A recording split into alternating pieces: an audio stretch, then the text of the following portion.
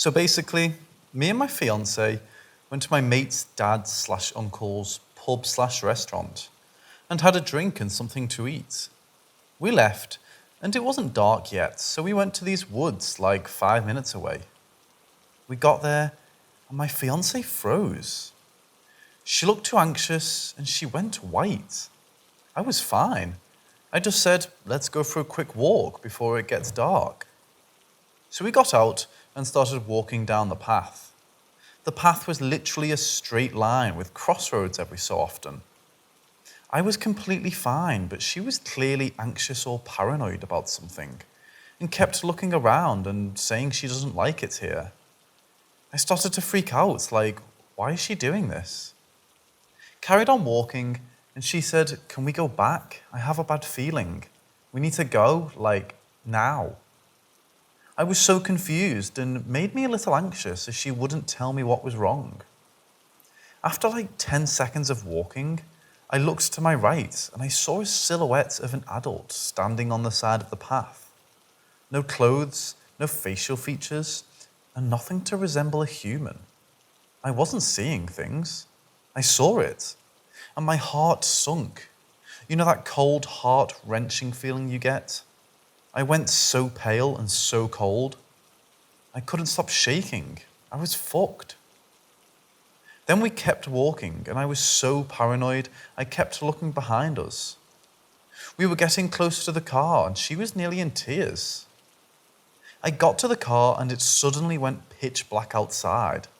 Like it was bright, then next thing you know, it's dark. We drove out, and she said, I don't want to talk about it until I'm out of this area. So we drove out the area, and then I said to her, did you see something? And she said, yeah, I'm still looked pale as fuck. Then I said, I'll tell you what I saw first, so that you know I'm not bullshitting you. So I said what I saw, and she saw the exact same thing. But she saw it twice, and she described it exactly how it looked. It was kind of like Slender Man vibes. Honestly, it was the most fucked thing I've ever experienced in my life. But it gets worse. So then we got back to Crawley and parked up outside her house. I parked facing a wall so the back end of my car had space for people to walk behind it. We were talking about it and we kind of forgot about it. Then I randomly looked in my windscreen mirror and saw someone walk really slowly behind the car. So I said to her, oh, there's someone behind the... But I couldn't finish my sentence, as that person vanished. I was looking in my wing mirror to see the person walk past, but no one popped out the other side.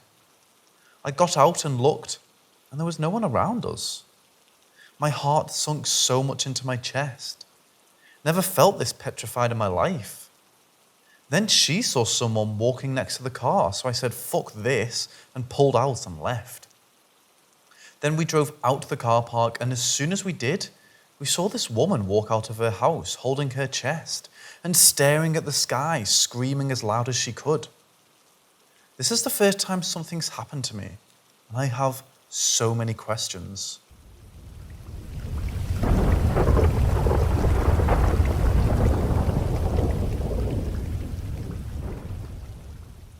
The first time I got nervous in my new house was when I turned 6.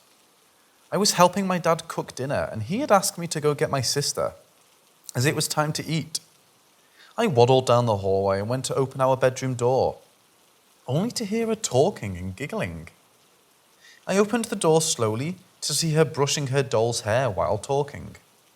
Thinking maybe she too had pretend friends, I asked her who she was talking to. She answered me, smiling, the little girl from the closet. I took it as she meant the doll because that's where it was when put up. Regardless, I told her the food was done and we went on with our evening. This proceeded to occur for a while, a few years even. I just ignored it and my parents didn't believe me until they caught her doing it. Suddenly, I wasn't so weird.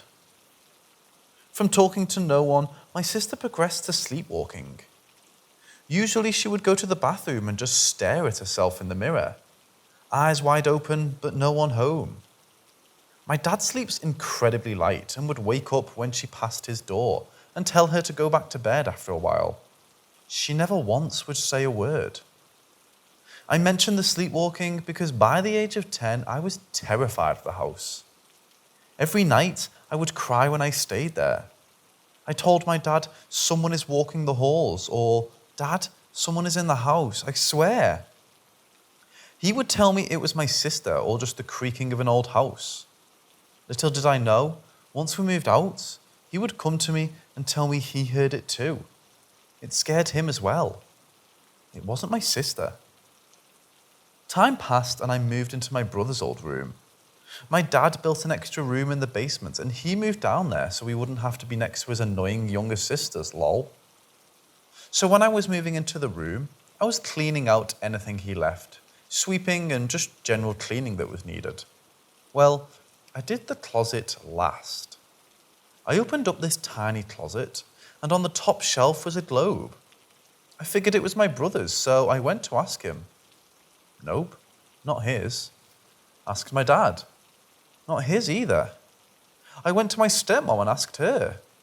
She had found it when we moved in. She had forgotten about it. Not really caring at this point, I put it back. I didn't use the top shelf anyway. For a long time, only little things would happen, like being watched, giggling, footsteps following you, and general unease. Maybe an open cabinet on the offhand or a door slowly opening until I was 18. I moved in for the summer because my mom worked out of state at the time. I remember one night I heard a door open as I was nearly asleep. Figuring it was my dad doing his goodnight check, I stayed in my loopy state. I felt something brush my hair back and then walk away and the door closed. I brought it up at breakfast and said, I knew you still checked on us at night, Dad. He looked up and back down at his paper and said, No, I don't. You're old enough. I laughed and told him I heard him. I'd felt him touch me. He stopped and slowly looked up at me. My smile slowly fell and I looked at my sister for support and she was sheet white. I looked back at my dad now, feeling nauseous, only for him to tell me, Lauren, I wasn't home last night. I left right after dinner for work. You know that. I felt ill. Someone or something had touched me, caressed me even. It hadn't felt evil, loving, almost longing even. My dad left and my sister took me aside to talk. She told me she had a dream last night where she found a guy in my room standing over me, looking at me longingly. She said she got the feeling I resembled his wife and it saddened him. So what did we do? We set up a camera. We videotaped for weeks. Until one night, you heard and saw my closet door slightly creep open, until suddenly the screen went black and the rest of the video was blank static. I never felt quite right in that room, but that made me feel like I was an animal in a zoo for something or someone. After that, I'd take more notice of things, like my dogs refusing to enter or stay in my room, or they'd sleep on top of me, and I'd wake to them snarling at night. My lights would flicker and my radio would suddenly cut out. Luckily, I moved to college shortly after, and due to family issues, we moved while I was gone.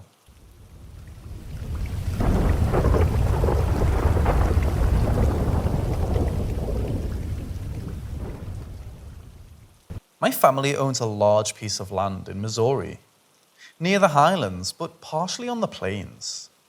It includes a lovely little chapel, a one-room schoolhouse, a stables, and the plantation home.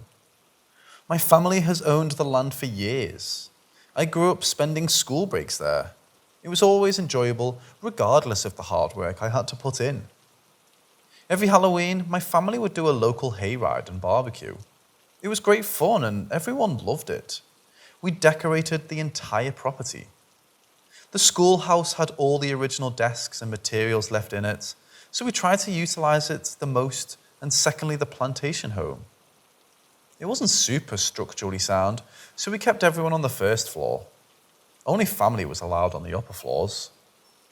Us cousins used to love to set up and clean for the big night. The stables were a working area, so we left that to the adults. No one went inside the chapel because we wanted to make sure it stayed in its good condition. So we'd put up a fake little graveyard and that was it. The school was abandoned and the house was a walkthrough. When I was 16, I was helping set up the walkthrough. It was cheesy, but it was fun. I was cleaning the ornate mirrors on the first floor when I heard laughter above me. Figuring it was my cousins, I kept working. I'd hear the footsteps of them moving and their laughter for a while.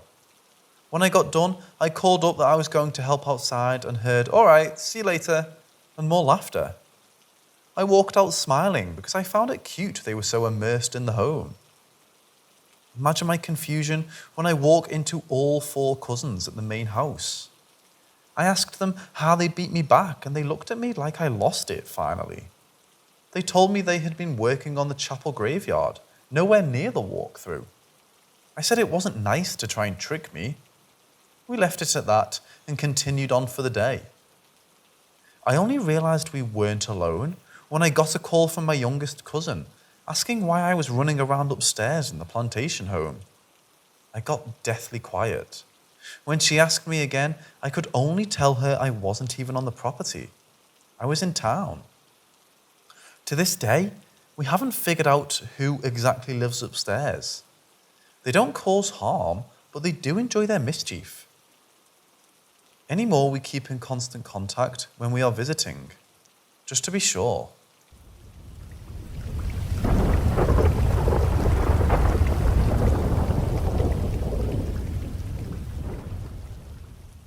I was holding a fork in my hand. It was a small fork, like the type people use to eat fancy desserts. And my cat was watching this, so she saw. The next second, the fork is gone, straight from my hand. I know this doesn't sound paranormal, but I'm not making this up, and I want to know if anyone has experienced anything like this. I'm a little bit distressed. I only have 2 such forks, and one is gone. But the problem is, I used to have 3, and the exact same happened thing with this one. Now I'm down to 1. This hasn't happened with any other type of fork. This was a few minutes ago, and I searched obsessively, and nothing. I feel I didn't react quickly enough because I was sort of in shock for about a minute. There was also this strange air of disaster in the area, some sort of sensation of impending doom that drained my energy and made everything appear slightly darker. It was no less sunny, but the sunlight took on a faded, hostile tone, as though it was cast but a diseased grey sun, the sort of rotting life source you would see in a world where everything was made of plant matter that had begun to decay and fold in on itself. It was really uncomfortable, like being sucked in by a vacuum, and I have a bit of a headache from the experience. I would compare it to the emotion usually accompanying déjà vu.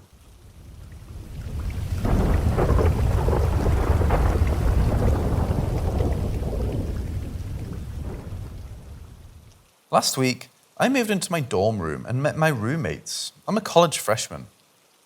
I always thought they acted a bit strange or were more uncanny in the way they acted, but I always attributed it to some kind of anticipation due to stress and everything being new. But it always felt like they were planned or acting out their actions. However, yesterday, my roommates and I had the exact same conversation twice. Once in the morning and once in the evening. Her hair was wet and she gave the impression dyeing it. You wouldn't wash your hair twice in one day. There were multiple moments where, in the morning, I had been embodying her, and I had to make up a response that sounded like her. Of course, these responses didn't make sense, and I knew when she was about to say them. So I listened in horror as she spoke words that I made her speak, and I saw that they made no sense. This was incredibly weird. I asked her if she was scriped and that part deviated back to normal for a second. However, it always went back to the set path. Parts of the conversation that I remembered I hadn't heard in the morning or didn't make sense to me, I heard or did make sense to me in the afternoon, i.e., I had been given context for it during the way. I thought I was dreaming multiple times, so I did the typical tests people suggest, like checking the time, but nothing happened and I didn't snap out of it. I've always had these kinds of thought slippage problems, like accidental telepathic communication, or other people saying what I'm thinking, but it had never been this long or sustained. I had a really strong sensation the entire time of dread that I remembered feeling before, but have never been able to pin down for so long. I remembered while she was saying something that I'd sent someone a Discord message, ooh, in response to her saying that this morning, and the message was there. The entire place feels really bizarre and I'm not sure what's going on. I was hearing some things that I could predict that were songs and ritual-like. And after that was happening for a while, it turned evil and the lights were saying trick, trick, trick over and over again at me. And I knew that I had been tricked into not believing these things, even though they'd happened before. There was also some other things mocking me, like these girls that were able to tell what I was thinking. I'm completely aware of how crazy this sounds. All of this stuff happened before and has been happening for a while, but for shorter periods of time. I didn't take anything, and I know that I was perfectly lucid and was able to question what was happening the entire time. Has anyone experienced something like this? It's really freaking me out, and I feel like it's the culmination of things that have been going on for a while, considering I've been a lot more lucid of the weird things that have been happening lately, that may have precipitated retaliation.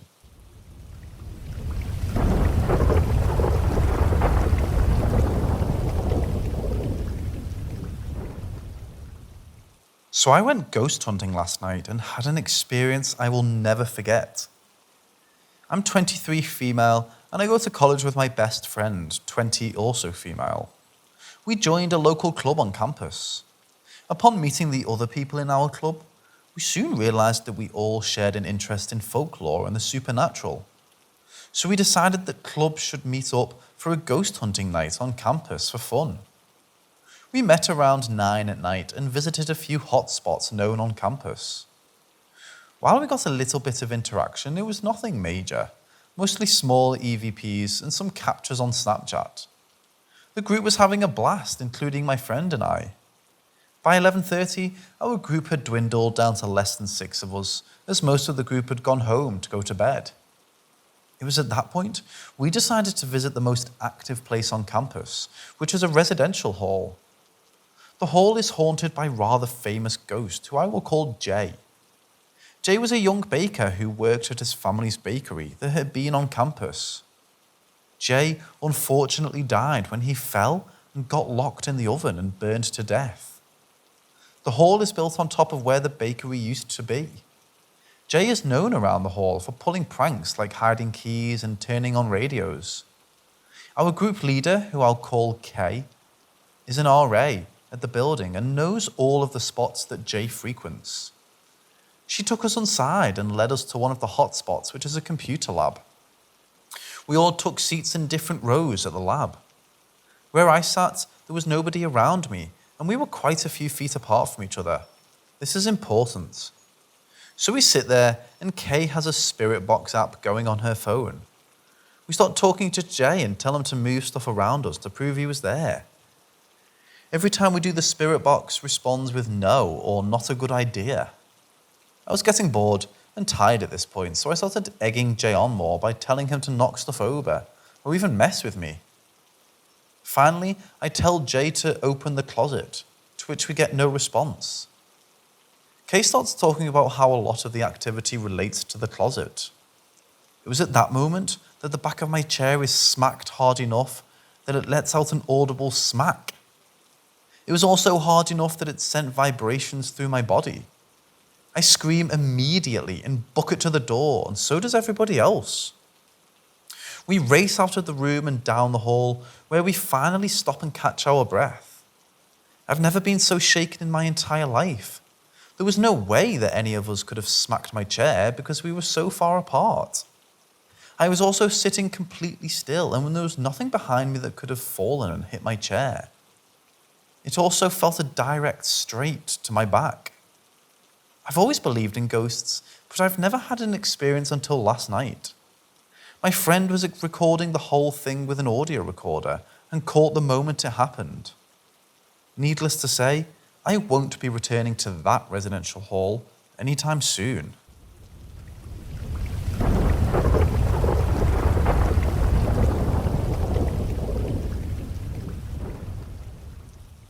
was 9 or 10 years old at the time that this happened. My brother and I both had our own rooms, but we slept in my room at night because I had a bunk bed. One night, he was sleeping on the bottom bed and I slept on the top bunk.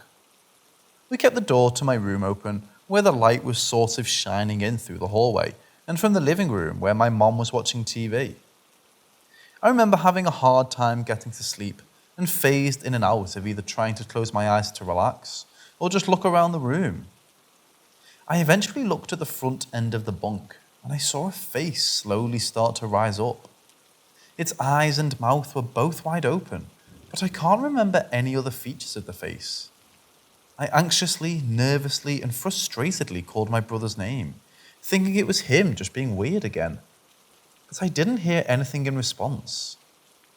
Breathing hard and freaking out, I somehow gathered the courage to move. I hopped off the bunk and sprinted to the living room to tell my mom. We obviously found nothing when we got to my room to look, but the memory has remained with me since that night. I know that all of that may have sounded far-fetched and over-exaggerated. It might have been warped and changed in my mind over time. And I will say that I did let my morbid curiosities get the best of me a lot as a kid, as I watched a lot of ghost shows, so that might have made me see something that wasn't there when this happened. The thing that remained certain, though, is that this was the first time I felt pure terror in my heart.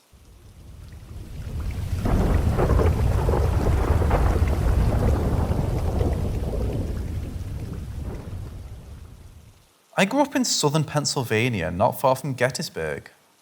When I was 8 years old, my parents decided to build a house on vacant property surrounded by fields, and it was beautiful.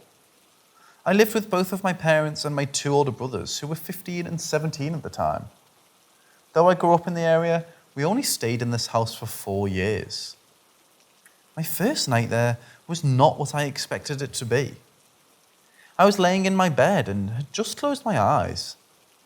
Then I heard a voice that sounded like a soft whisper about 6 inches from my face say, "Help," over and over, just repeating the same word until I fell asleep. I tried my best to forget about it because I thought there was no way the house could be haunted. It was brand new. About a month goes by and I'm sitting on my bed doing what I used to love doing most, which was read. I glanced up and looked at my doorway because I saw something out of the corner of my eye. At that moment, I had officially seen a full-body apparition of what appeared to be a soldier from the 19th century, but he didn't see me. He was just walking by my room very slowly. I still remember every detail of his appearance 20 years later. He was covered in blood and looked like he had been shot or stabbed. This lasted for about 5 seconds. Still being creeped out, my curiosity got the best of me, and I walked out of my room and searched all over the house, but found nothing unusual.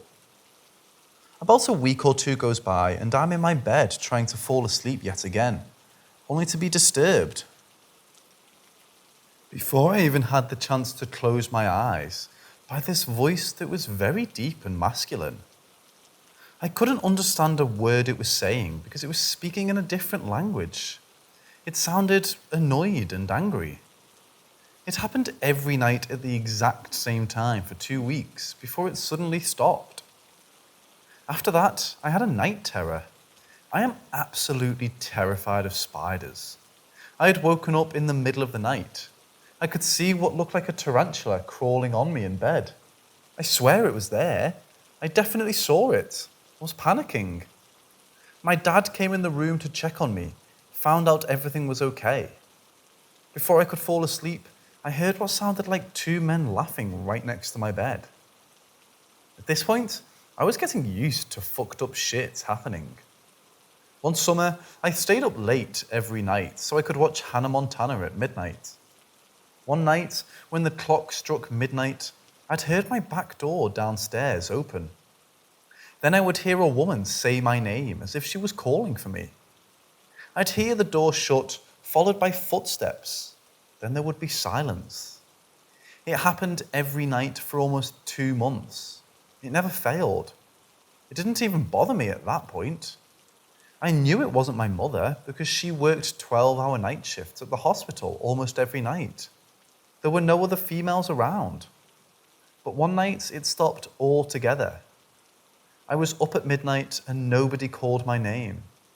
I went to sleep and everything felt peaceful. I woke up to the sound of someone knocking on my bedroom door. I looked at the clock on my cable box. It was 3 a.m. I assumed it was one of my brothers and told them to go away.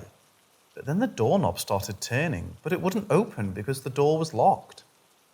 I've always slept with my bedroom door open. Always. And I definitely wasn't the one who locked it. The knocking and doorknob rattling went on for what felt like forever. Then it stopped. A few minutes later, I hear what sounds like scratching at the door. I think to myself, what the fuck? Is it my cat?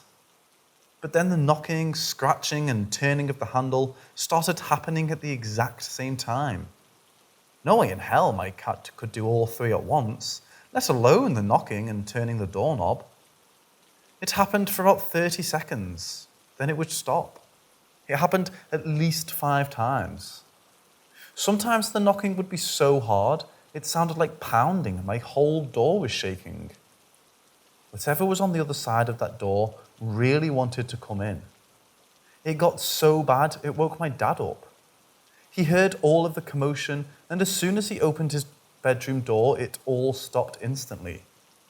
He called out to me, but I was too afraid to say anything. He went back in his room and closed the door, but the same scenario repeated itself 3 more times. My dad made me sleep in his room. We never spoke about it ever. Things seemed to be fine for a while. Then whatever was in my house struck again. My brother had got up to go to the bathroom. He turned the hallway light on, noticed my bedroom door was closed, as it was across the hall from the bathroom. He comes out of the bathroom and the hallway light is off, and my bedroom door was wide open. He looked inside my room and saw me still sleeping. Everyone else in the house was sleeping. He woke my dad and brother and told them what had happened, and they searched the house for a possible intruder, but found nothing. Months go by and we're all awoken by our smoke detector going off in the middle of the night. We all go downstairs in a panic just to find out that our stove was on, full blast, big ass flame on top of the stove, in the middle of the night. What the fuck? One day it was just my father and I. My mum was at work as usual, my oldest brother was at work, and my other brother was at a baseball practice. I'm downstairs, but I hear what sounded like somebody running upstairs. Forgetting that both of my brothers aren't home, I go up the stairs and see someone run into my brother's room and slam the door. It was loud. I thought for sure it was my brother, and I wanted to go in there and see what he was up to and why he would be running around like that. I opened the door, and nobody was there. I watched the door close right in front of me. I felt sick to my stomach just standing there, realizing the only other person that was home with me was my father, who was in the shower. I continued to see weird shit all of the time. One day, in the middle of the day, I saw my German Shepherd run upstairs full blast, as if she was chasing someone, but I didn't see what she was chasing. Whatever it was went under the bed, and she was viciously growling at it. I thought it was my cat until I saw him sitting on top of the bed, who appeared to be sleeping until we bursted in. One night, my cousin was spending the night. We were walking through the living room when she saw the reflection of another person on the glass of our big bookcase. Another time, we were in my backyard and she told me she saw somebody looking at us through the window on a few occasions, and it definitely wasn't anybody we knew. My brothers almost never had friends over, so that was not a possibility. I remember one day I was walking down the basement stairs. When I got to the bottom of the stairs, I saw what looked like another apparition. Except the apparition looked exactly like my oldest brother, but it also didn't look human. It was almost white and blue, and his eyes were pure black. When he saw me, his eyes got really big and he looked terrified and ran away and went into the crawl space. I ran my ass upstairs to find out my brother wasn't even home. I never went back down there after that. A few months later, I was with the same brother and we were in the living room watching George Lopez late at night. I'm into the show, but he muted the TV. He looked at me and said, "Did you hear that?" I told him no, I didn't hear anything. We sat still for a minute, and then I heard it.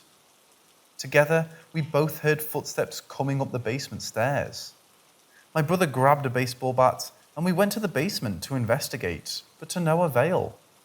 The rest of our family was sleeping upstairs. The next night, my mom was up late at night, sitting at the dining room table, doing whatever it was she was doing. Around 3 a.m., the shelf in the dining room wall flew off the wall and put a hole in the wall that was adjacent to it. We looked at the nails in the wall that held up the shelf, and they were still perfectly straight. We moved out of the house when I was 12. I still experience paranormal things, but not anything that comes close to what we dealt with in that house. I believe there are a lot of spirits there, and I'd love to know about what happened there previously, because so much activity. We were a regular church-going family, so I'm sure if there were anything demonic there, it just pisses it off even more. What do you think it could have been?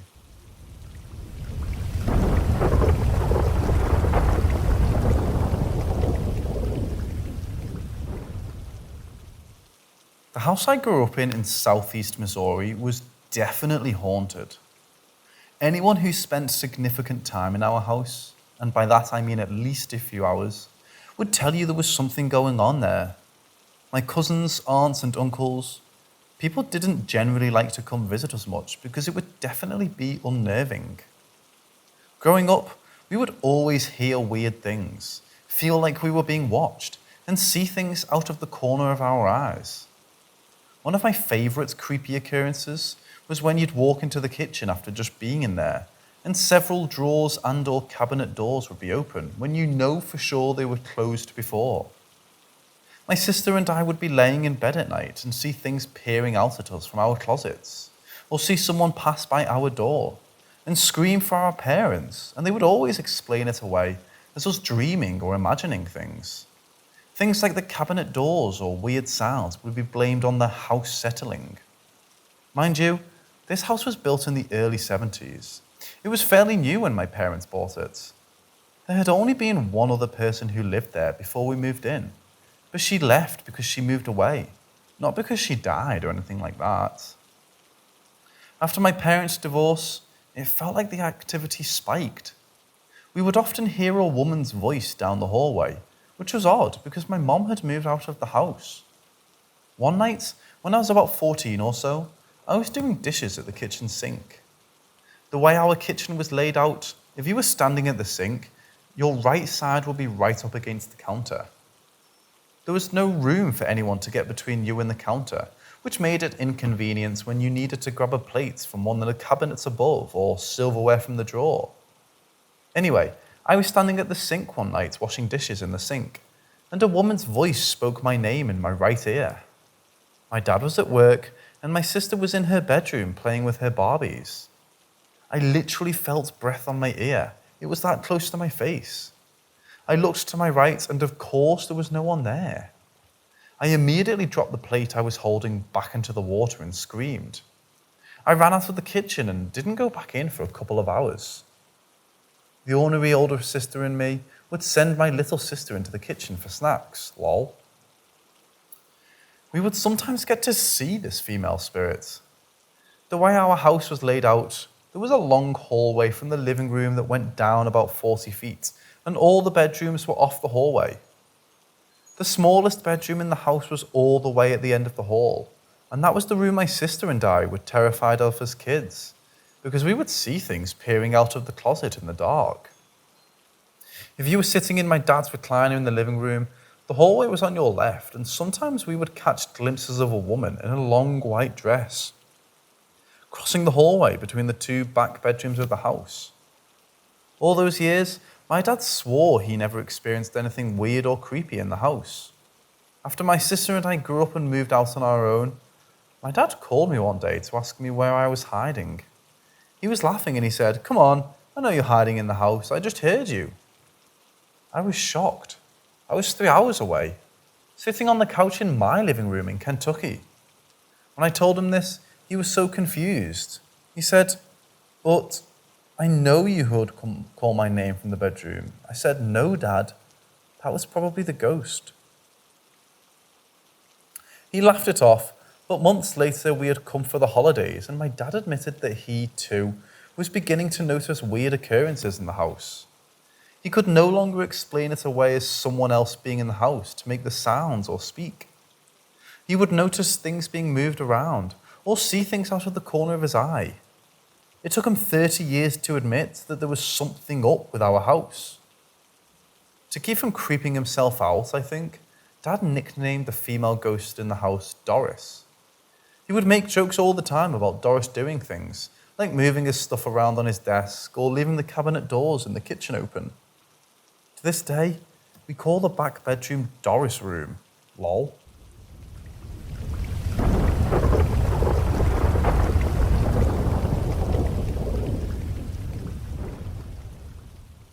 This went on for 3 years, from ages 10 to 13.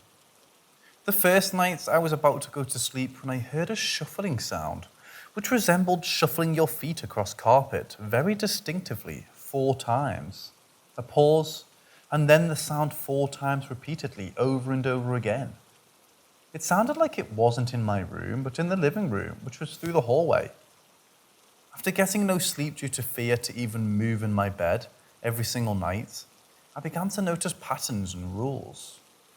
It would only happen once everyone in the house was asleep and my dad, who'd stay up really late in the living room, was gone in the garage smoking or at work and out of the living room.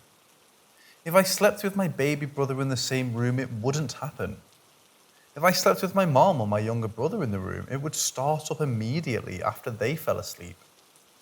The only way I got any sleep was if I put on a tape narration of the Bible and or if I slept with my baby brother in the same room or next to me, which I would do regularly at this point. 3 years of this go by, the first year sounding like it was only in the living room, until it escalated to where it sounded like it was shuffling just outside my bedroom door or in the hallway. 4 carpet shuffles, pause, repeat, over and over again.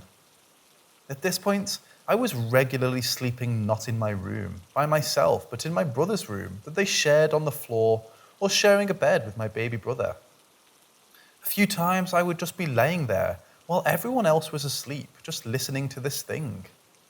It became normal to a certain extent, and I felt as comfortable with it as I could have been, as long as I had someone else sleeping with me. One night, I was kept up by the sound to the point that I woke up my younger brother and asked him if he heard it. He could. He said he didn't know what I was talking about, got annoyed, and told me to shut up and let him sleep. I tried talking to my mom and expressing my concern and fear, but she never believed me. Never. She didn't want to hear it. The last night I heard it was the worst.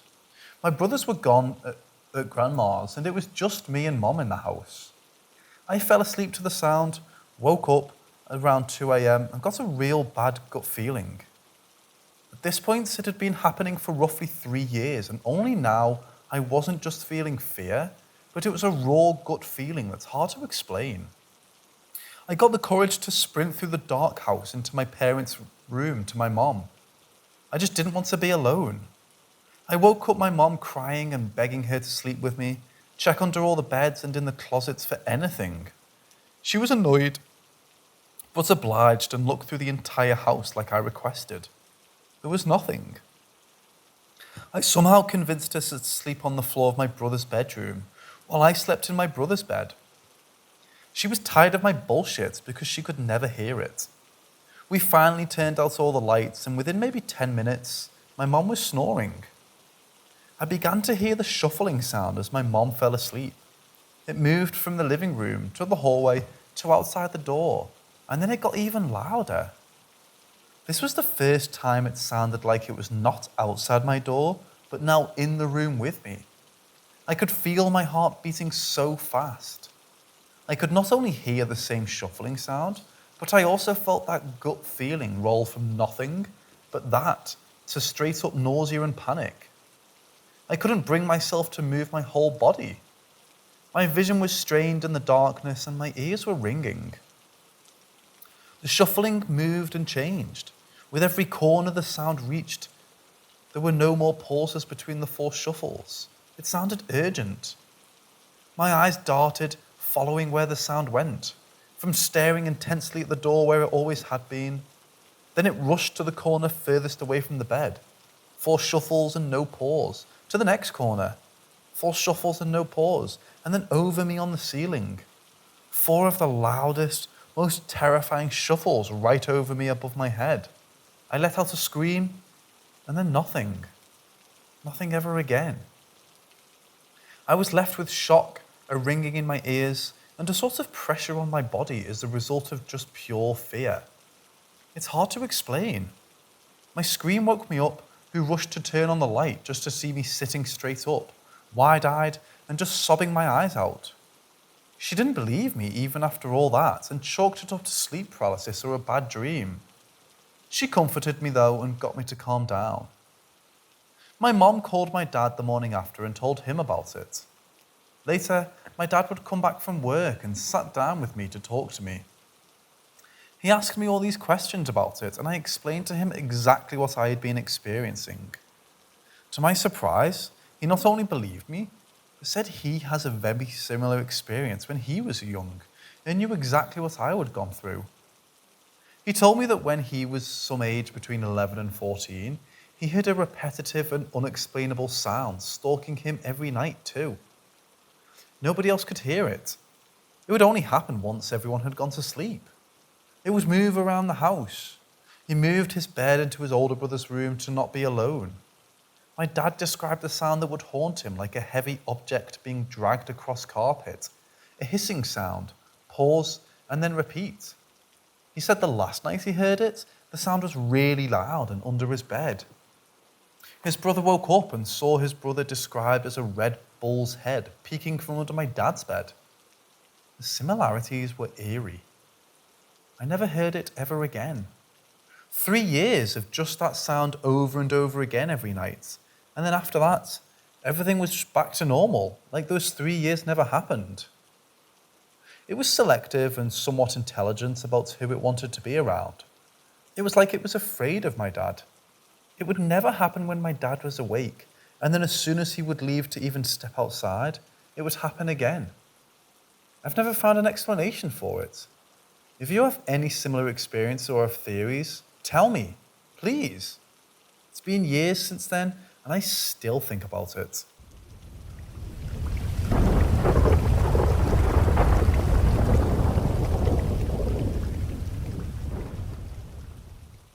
I grew up in a lake house in Alabama for a large portion of my life. It was right near a historical battlefield. So we live in this house, and me as a toddler, weird stuff starts happening. One night, my mom woke me up to find me not in the house anywhere. She and my brother, who's about 9 at this time, I'm around 3, begin frantically searching for me. They find me at 1 or 2 in the morning on our pier, about to step off into the water. I don't remember anything about this, but I told my mom I followed a baby ghost and a big ghost down to the pier, and her deceased grandfather was down there and told me not to go into the water or I'd get eaten by an alligator.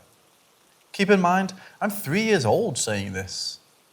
And events like this happened one other time. There was also a time our whole house filled with smoke. My mom got me and my brother out of there and called 911 from the neighbours.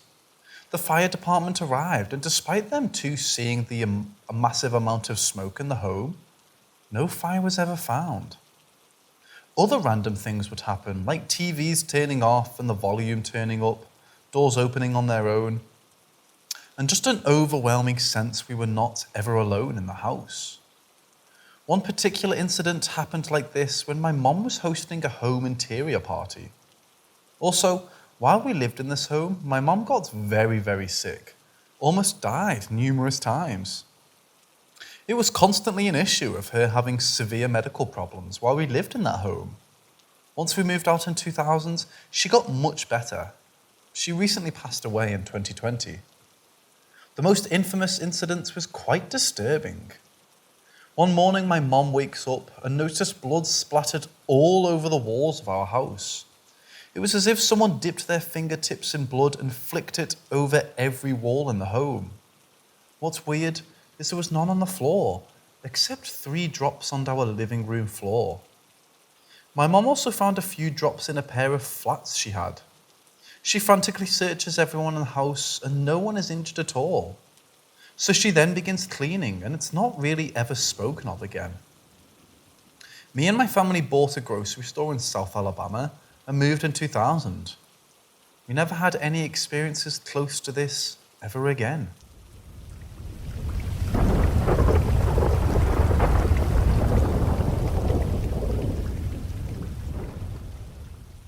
Okay, so I'm 19 years old now, and this was back in 2010 when I was 8, and my granddad died.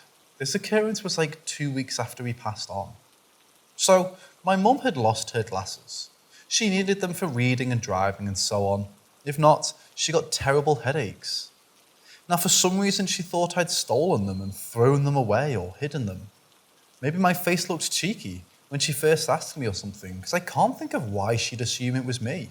But oh boy, she was persistent. I felt bad and wanted to prove my innocence, so I helped her look. For 3 whole days, we searched under cupboards, on desks, worktops, down sofas, and checked every room multiple times. My mum was mad at me. She treated me as if I'd done it, as if I'd come clean about it or something, telling me she was disappointed.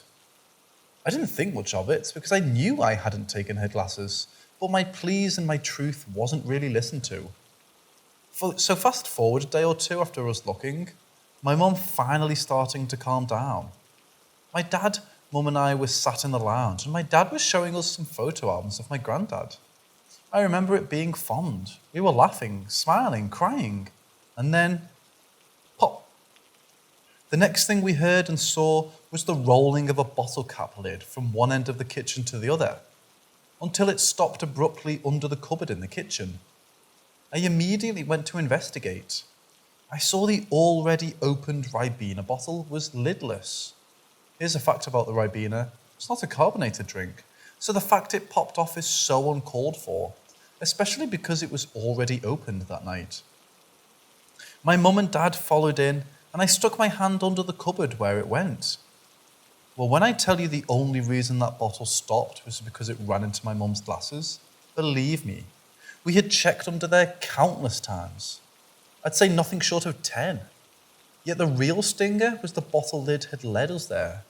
Because why would we check there again after things were dying down? After we knew their glasses were not there? I always think back to this as my granddad saying hi and also helping me out. I don't know where the glasses were originally lost, but it wasn't there. My mum and dad were amazed, and all 3 of us to this day can't explain it.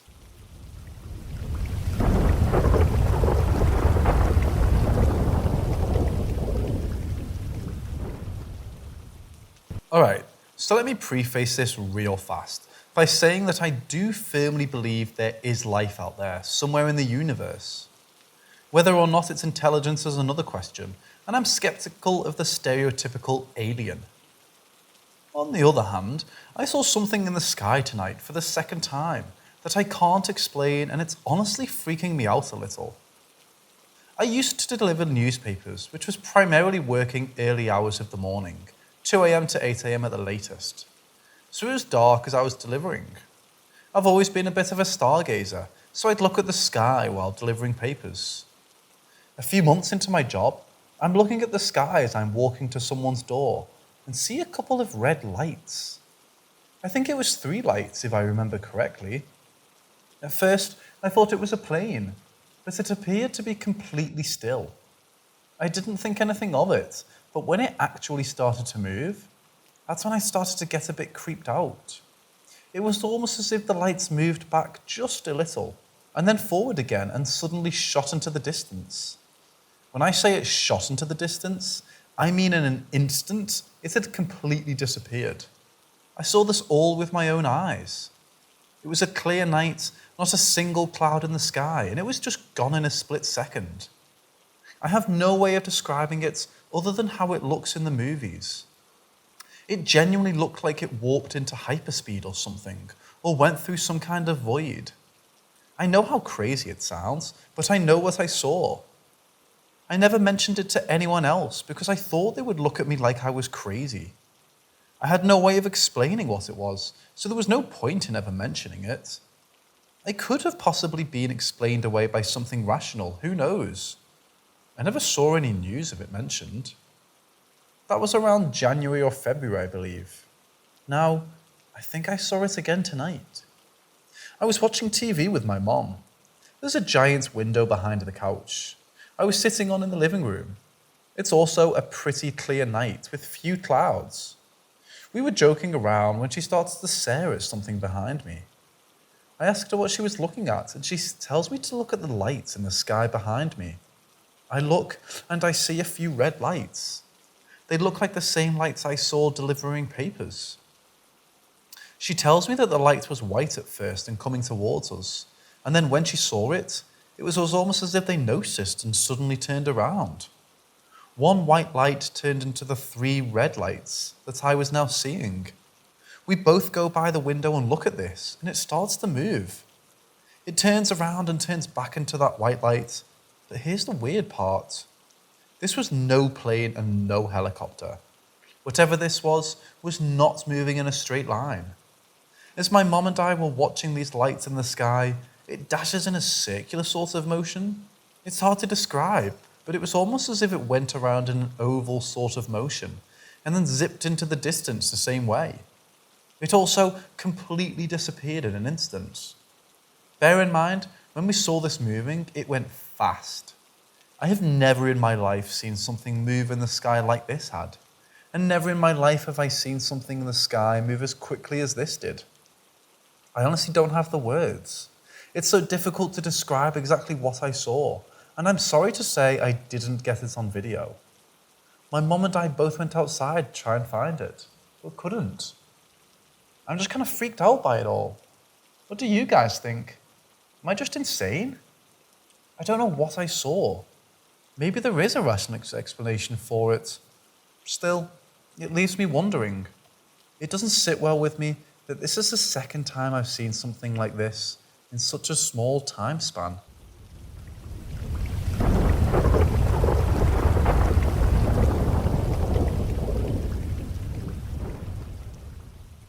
I have been raised in an extremely abuseful and neglectful environment. As a child, from the ages of about 7 to 11, I was frequently sexually abused by my father's employee. I don't have many memories of my childhood, but I remember this period was extremely dark for me. I was suicidal, even at that age. It was during this period of time that I started seeing this entity. I would see it from the corner of my eye. It never did anything, but I could feel it watching me. At night, I used to cover myself in blankets and block out all light, so I got a sense of if I can't see it, then it can't see me either, right? After the sexual abuse stopped, I stopped seeing it too for a period of time. I never thought about it either. It was as if my brain consciously suppressed those memories. I remembered the sexual abuse, but I didn't remember seeing this thing whenever I thought of my childhood. It started again when I was 16. I had my class 10th board exams and I was under immense stress and anguish. I started seeing it again. I would be studying, nose in my textbook, and I would feel the overwhelming sensation of being watched. I never heard anything. It was just the feeling and vaguely seeing something from the corner of my eyes. I'm 18 now. I've just been forced to leave my house due to the situation back there. My mental health is in shambles once again. I'm living with my cousin now, and I've started to get that feeling again. I constantly feel watched, and the feeling only continues to escalate as the days pass. The entity itself appears vaguely non-threatening, just a pale, elongated face that always appears to be peeking from the corner. I've never had the chance to look at it directly, because every time I turn my head in its direction, it hides by ducking behind the door. It also always seems to be in a crouching position. I just hope this is only my half-beaten brain playing tricks on me, because I don't have the energy to deal with this thing.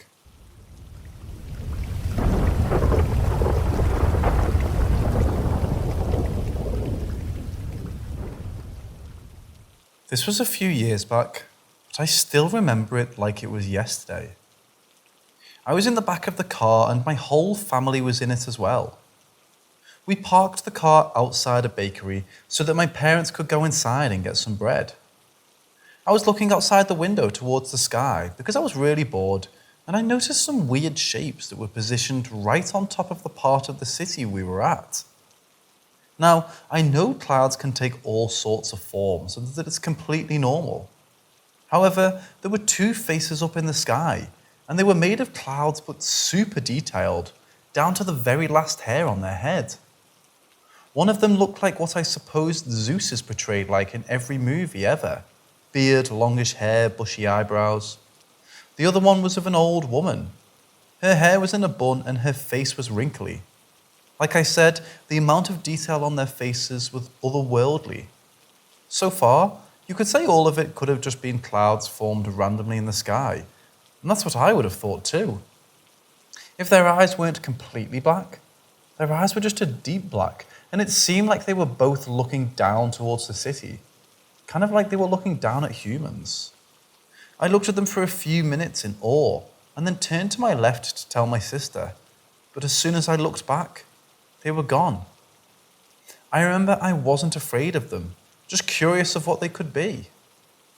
Has anyone ever experienced something similar, or could have an explanation for it? I've always wondered what they might be.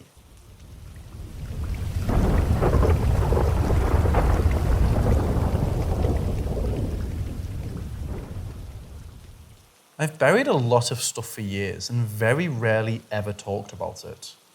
I always thought it made me sound crazy or disingenuous. But after learning that the Hat Man is actually very real, maybe I'm not crazy. I think it would be helpful to others if I share some of my experiences. I will start with Juanita. Juanita was a resident of the long-term care facility I worked at in 2009.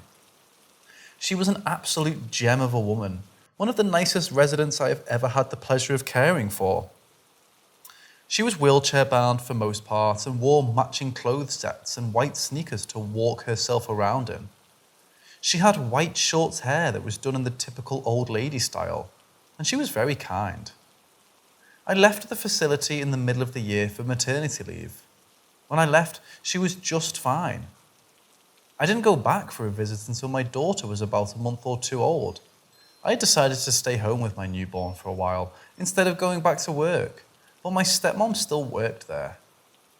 Because of the flight risk, it was a lockdown facility and a code was needed to get in and out. I buzzed myself in and started down the long hall towards the back of the building. You have to pass the kitchen door in the dining room on your way to what is called the South Hall. As I was coming up to the kitchen, which was closed and locked up, I could see Juanita sitting in her chair, in her pajamas, banging on the door with her big pink cup. She was asking for ice. I walked up to her and said hi. I told her the kitchen was closed and to go back to her room and wait for the snack cart to come around. The snack cart is a small kitchen cart loaded with snacks and ice for residents who can't sleep or get hungry at night. She smiled and said she would, and as I walked away, I looked back and saw her wheeling herself behind me. I don't know why I didn't push her back to her room myself, as it was literally on my way. Any other time, I would have done just that. Again, I don't know why I didn't. I just kept walking and went to the nurse's station where my stepmom was. As soon as I saw her, I told her that Juanita was banging on the kitchen door for ice and offered to take the snack cart down to her. She stared at me like I was crazy and said, "Who?" I told her again, "Juanita Willis." She rolled her eyes and laughed and said, "You must be losing it. Juanita is dead." I thought she was kidding. Immediately I turned around and went straight to Juanita's room. It was almost empty. Just a few things that left that family hadn't taken, and her wheelchair. I never went back after that. As I said, many things have happened over the years. This is just one that sticks out. I feel like we all know ghosts and the afterlife are real, and when we experience things like this, we feel so strongly about it. But just like dreams, a few minutes after we wake up, the feelings start to fade.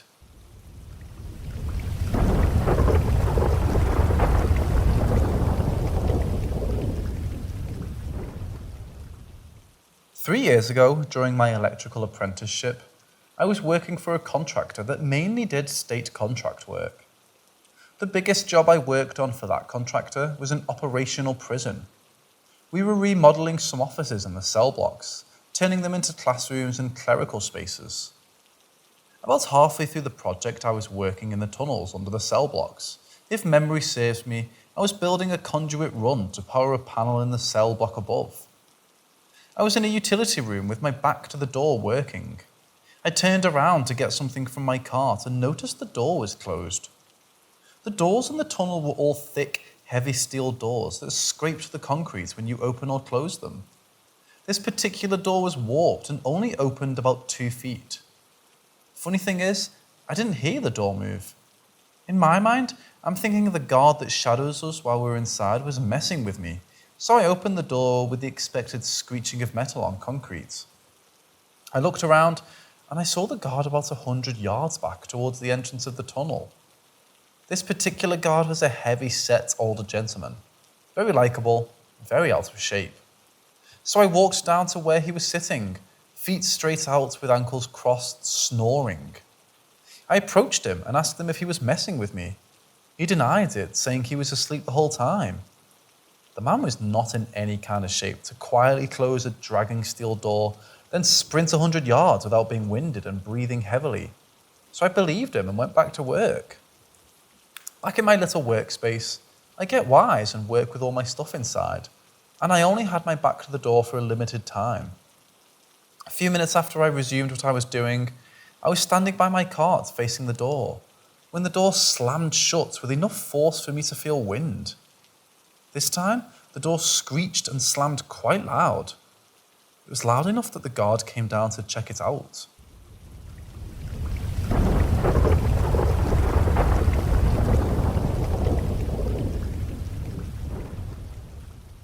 I was down in that same tunnel, working in a crawl space. I was hanging brackets to support conduit that we were going to use to feed a panel we were going to hang in the cell block above. There wasn't really anything that stands out above these crawl spaces. None of them felt really sinister or anything. They were raised up off the ground. Thankfully, when it rains, the tunnels tend to get a lot of water. They were concrete floored and about 3 feet tall. Tore at my knees crawling around in them. I had done work in a few of these crawl spaces before this one. I think it was cell block B. All the cell blocks were alphabetical. This particular crawl space had a light, but it didn't work.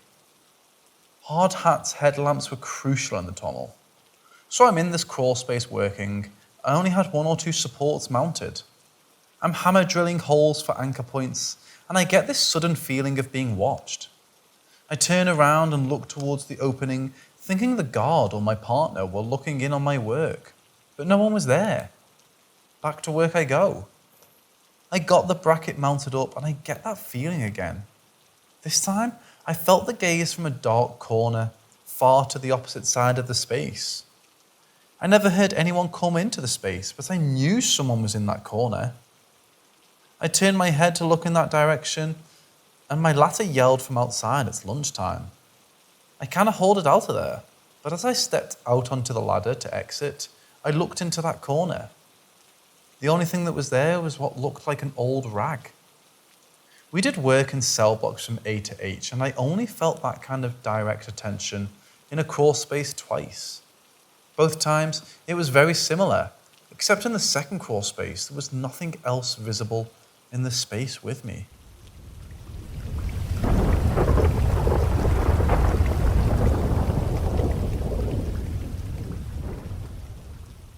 The first experience I actually ever had down in the tunnels started off with a conversation.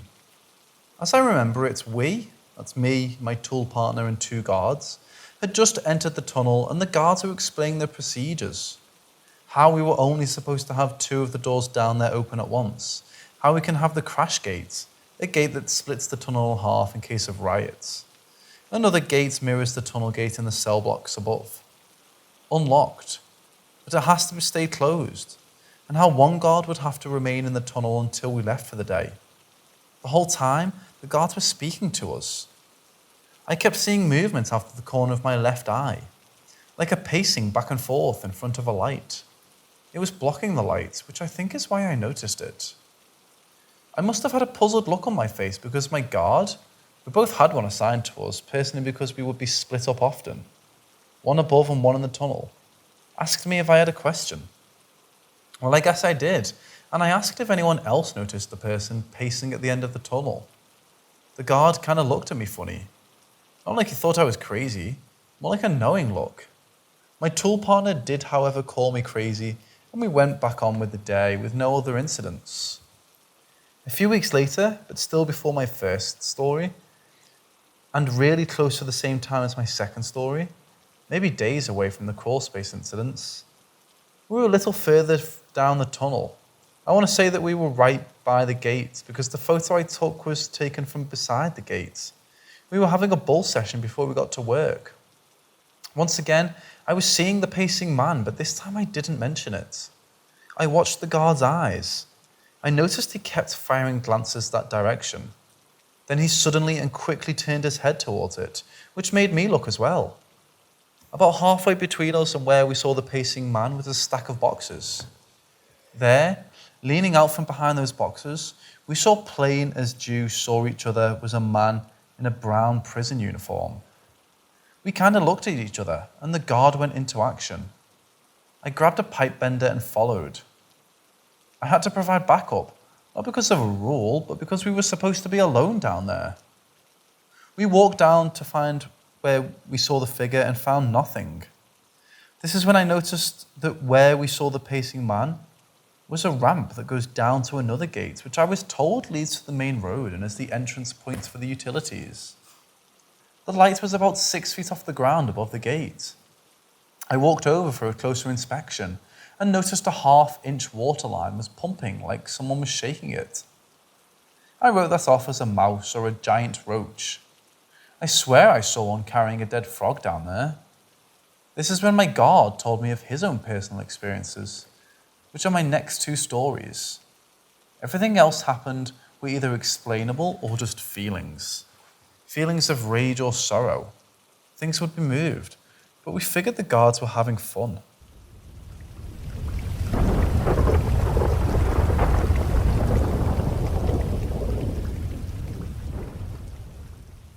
I used to work night shift when I first started here in the prison. I always signed up for but never got the Rover job. Rover is a guard that sits in the guard shack and makes rounds twice a shift to check every door and every gate to ensure they are locked, and checks the perimeter fences to make sure they have not been tampered with. One night, I finally got what I thought was going to be the easiest shift I ever had. I landed the Rover job. During that shift, my first trip around the perimeter and gates went just fine. Everything was as it should be. However, my second round was a little different. I was patrolling the tunnel access points, checking the gates and doors as I had done earlier that day. In the tunnel, there are 3 books that the Rover must sign to prove they made their appointed rounds. I had books A and B signed. I just had book C to go. Book C laid down a long and dark corridor. Picture a long hallway with one bare bulb lighting up a patch of the path every 20 or 30 feet. I entered the hallway and closed and locked the gate behind me. As I started to walk towards the bookend of the hall, I heard footsteps behind me. I hurried to the first patch of light and looked behind me. No one there.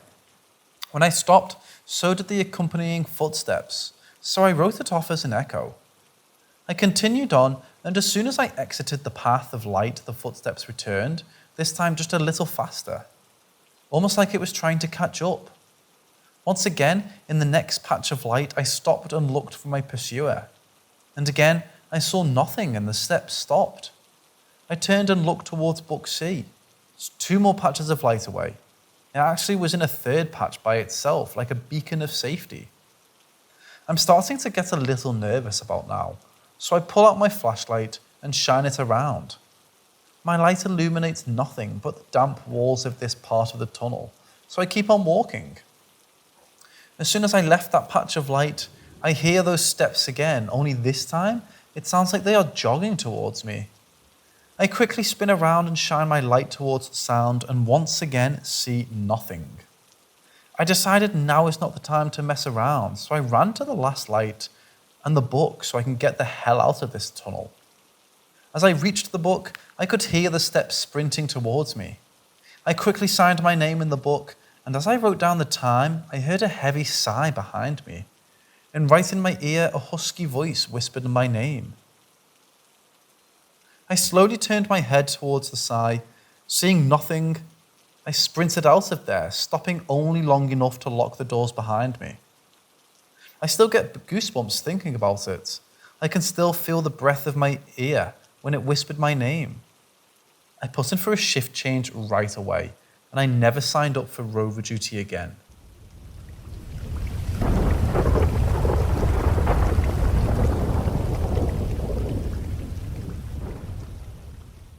Myself, my spouse, my father-in-law, step-sibling and 2 good friends were in a shitty hotel just for the night for Repticon. We checked in, my spouse and I and our 2 friends are in one room, with my father-in-law and step-sib in the other next one over. We got delivery and busted out some drinks around 8 p.m. We were all various states of drunk. None of us were beyond tipsy, but decided to stop drinking for the night and played Jackbox until we decided to sleep. At exactly midnight, sounds corny I know, the standard hotel radio clock starts channel surfing without any of us touching it. Clock was stuck at 12 and blinking even though it had been working before. We were all understandably freaked out, and my buddy who's closer goes behind the bed to unplug it and continues to play channel surf static and garbled bits of sentences for a couple seconds too long after it was unplugged. We all look at each other, dumbfounded, but after a little bit of talking, the mood's pretty sober and we all decide to turn in for the night. I'm having a hard time sleeping, which isn't out of the ordinary. I have insomnia that was untreated as of then, and my brain just refuses to turn off. Usually, it's some form of worrying about life stuff, but this time it's almost primal fear. I felt very intensely that I was being watched, and felt like whatever was watching me was hunting me in some way. I tried for almost 2 hours to sleep. My spouse is out like a light in the first 20 minutes, and they're a heavy sleeper, so I'm on my own unless I go badger my friends who are asleep in the bed across from us about it. I've had my share of ghosts that don't like me, so my go-to is just putting it out there that I don't mean any harm, and don't want them to leave in peace, which usually works. But never this malicious. I kept thinking, if you're going to do something, do it to me. Leave them out of this. I have too much bravado sometimes, and I'm half asleep, so definitely not the best idea I've had. I eventually drift off very lightly, and keep getting this shockingly clear mental image of a woman with a very green pallor and greasy black hair, thick grudge style, standing at the corner of my friend's bed. This is weird for me, especially because I have a very hard time with mental imagery. I think almost exclusively in concepts and conversation, so it's very hard for me and takes a lot of concentration to have a simple mental image, let alone this. I felt completely asleep, eventually, and had nightmares the entire night, so obviously I'm very sleepy upon being woken up for the con. I jokingly paraphrased what I experienced last night, and one of my friends looked at me spooked. He felt the exact same presence, and we basically agree we felt and saw the same thing. A woman with long greasy hair hanging over their bed down to the specific spot she was in. He literally pointed to the spots he felt the spirits before I could. My spouse was just excited to see snakes, but chastised me for being eager to play knight in the shining armor, which, fair.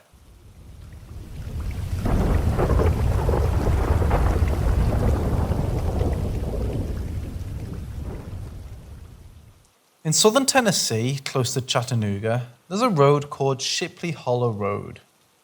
Going into my story, I didn't know about the legend of Pity Pat or the history of Shipley Hollow. If you haven't heard of Pity Pat or are familiar with the area, Google has some good information on the legend. I was dating someone who lived close by at the time, and we had decided we wanted to go ghost hunting one night. He brought this up because there was a graveyard and it was in the middle of nowhere. As soon as we had discussed going to Shipley Hollow, my dog started acting strange, growling at the doorway when no one was there, pacing and whining. I, of course, already had an uneasy feeling about this place. We got in my car and started the 30-minute drive to the graveyard. The whole drive there, I felt very uncomfortable, like someone was watching us. Almost a sense of dread. We turned on an old road and began our drive up Shipley Hollow Road. About halfway up, the road is a bridge that goes over a stream. I stopped in the car so we could get out and look at the water, and the cousin said he wanted to get in. The bridge was probably 10 to 15 feet from the stream, so it would have been a bit of a hike down. I automatically said no and asked him to get back in the car. He didn't even respond, and my boyfriend had to literally drag him back to the car. It was like he was hypnotized or something. So we get to the graveyard and I park the car. The graveyard, from what I remember, since it was at least 10 years ago, was a gravel road that went through trees to an opening. The road looped around right through the graveyard so that when we got out, there were graves on both sides of us. I turned the car off, flicked off the lights, and the three of us got out of the car. We were talking and looking at the graves using a flashlight when all of a sudden we hear a blood-curdling scream. It was one of those moments where you feel as though you imagined it because of how cliché it would be. Jacob continued to talk and I heard it again. It was faint, like it was far off in the woods. I yelled at him to stop talking and that's when he heard it for the third time. But this time it sounded much closer. The screams were terrifying. It sounded like a woman screaming bloody murder, and the screams lasted maybe 3 or 4 seconds. All three of us ran back into the car. I flipped the lights on and sped to get out of there. After that, weird things started happening. I'd wake up feeling like someone was staring at me from a corner in my boyfriend's bedroom. We'd hear voices when we were the only ones at his house. Cabinets and doors would open by themselves. A shampoo bottle flew across the bathroom when I was showering one morning. This was a new house in a new neighborhood as well. It got so bad that his parents hired paranormal investigators to come in and check out their house. We broke up shortly after and they ended up moving houses. I haven't noticed anything since leaving the house, but I was wondering if anyone else has ever visited Shipley Hollow or had something follow them home from somewhere.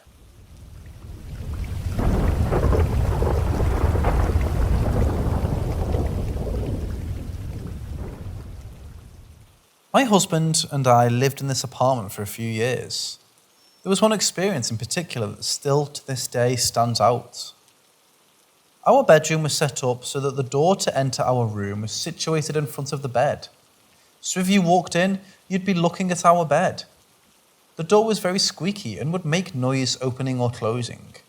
Now, to the right of our bed was a door for our bathroom. No noise from this door. If you're looking at our bed, I slept on the right side, my husband on the left. One night, I heard him get up and go to the bathroom. I distinctly heard him flip the fan and could hear the hum of the fan. I fall back asleep and shortly after, I hear the main door open, footsteps walk to my side of the bed and heavy breathing. I was so tired I didn't have the energy to open my eyes or acknowledge any of this happening. I just figured it was my husband.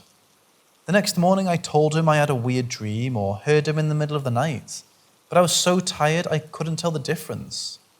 He turned as white as a sheet.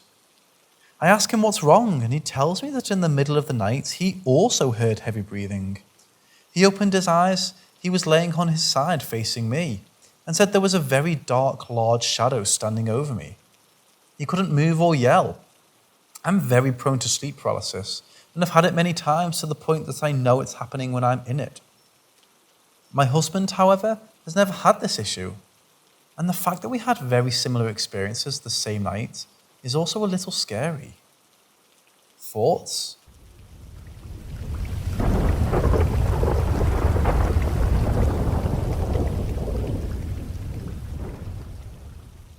For context, I was 16 at the time and working my first job. I was in charge of doing the laundry and filing papers for a yoga studio. I should note that the laundry room was in the basement and that I was completely by myself when this happened. It was a typical Sunday. A class had just finished and I was in charge of washing the towels. I had my headphones on and was putting the laundry in the washer when I had a feeling of being watched. I felt this feeling many times in that basement when I was by myself. It never really felt like a bad or malevolent energy though. I do know a few deaths happened in the building this yoga studio was in, as it used to be a factory where a few unfortunate deaths occurred. I ignored the feeling as I knew our resident ghost, who we affectionately called Charlie, was probably just watching me. However, I strongly believe now it wasn't Charlie who initiated this encounter, as he was never shown to be violent in any way. He just occasionally knocked things down and make the room feel cold. As I was putting away laundry, I felt a hot singe of pain below my chest, and when I lifted my shirt up, I saw 3 scratch marks and they burned. I remember being in complete shock, taking a picture of the scratches and sending it to my boss, parents, and a few friends. They all believed I had simply scratched myself with the door of the washer, but the washer door was closed when this happened. I did feel a bad energy afterwards, but I ignored it because I had to do my job, though I did hear a few footsteps and growls. That was the only time in my whole time working at that place that I experienced anything paranormal, and I still have no explanation. I honestly have no idea if it was Charlie who scratched me or an entirely different entity, but it still scares the shit out of me to this day.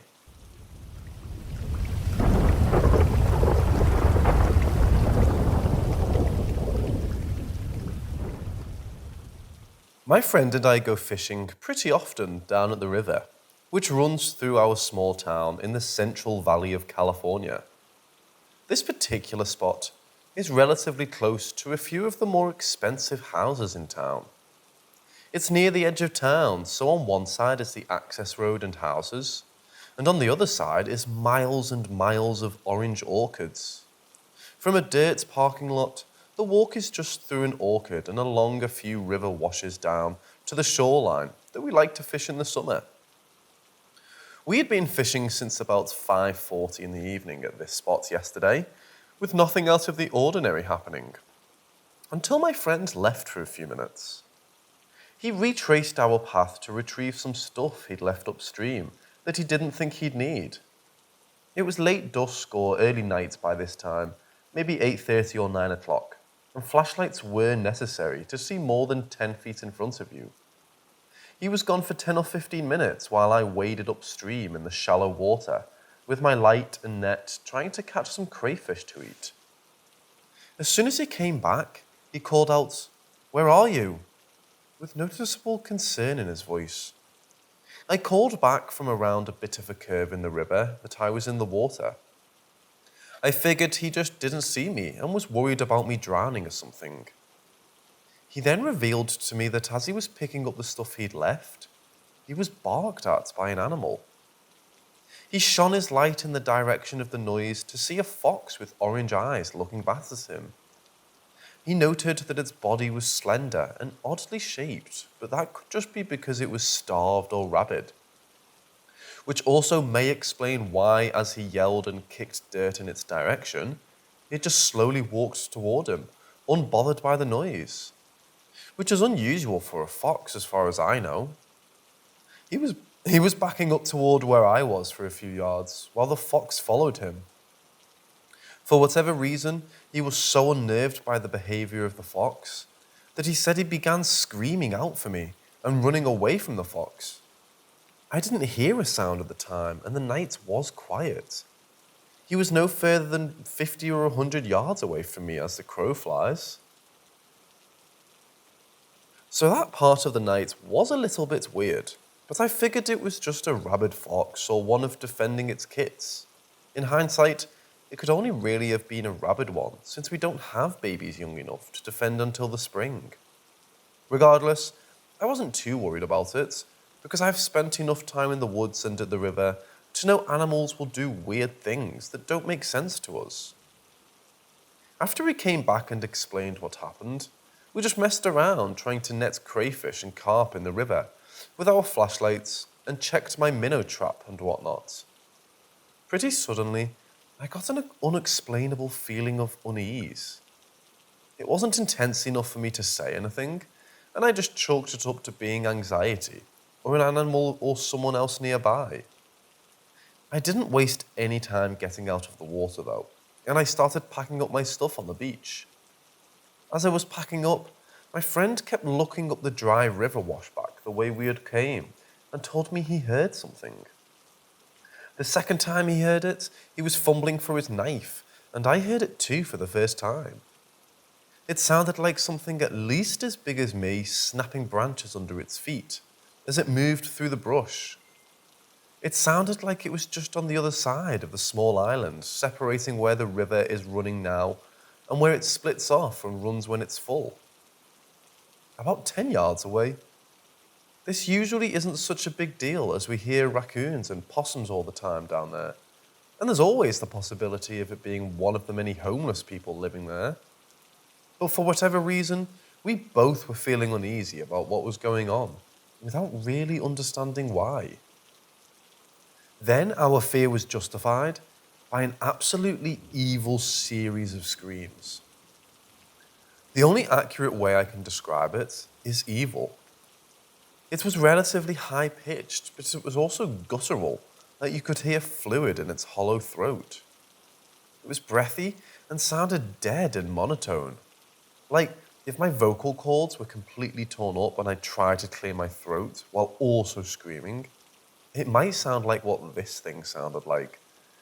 A wheezy, throaty, mid to high-pitched yell/scream. It started with maybe 2 or 3 second long screams, then progressed into longer screams, and peaked at what seemed like a 5 to 10 second long scream, then trailed back off into the shorter screams, and stopped completely about 20 to 30 seconds after it started. I can't remember what my friend and I were doing while it was happening. I don't remember if we looked at each other or not, but I was definitely frozen as my brain scrambled to fit what was happening into a slot of past experience. But this sounded like no animal I've ever heard. I know what the owls sound like. I know what the fox screams sound like. I've never heard bears grunt or chuff. I know what nearly every animal in my area sounds like. This thing didn't even sound animal. It sounded dead and evil. My heart sunk deeper into my chest the longer it went on, and I could vividly hear the fluid in its throat and the distinct droning wah as it opened its mouth and yelled at us. And that's what it felt like. It felt like it was staying just out of our sight, yelling directly at us. My friend quickly packed up his stuff, and we had to walk toward where the sound came from to get out of there. I wasn't feeling scared like my heart was pounding. Instead, I felt this sinking feeling, almost like I had to puke. We swiftly walked back through the sandy wash surrounded by woods on either side, scanning every tree and bush on either side of us with our lights, occasionally turning back to check behind us. It didn't feel real.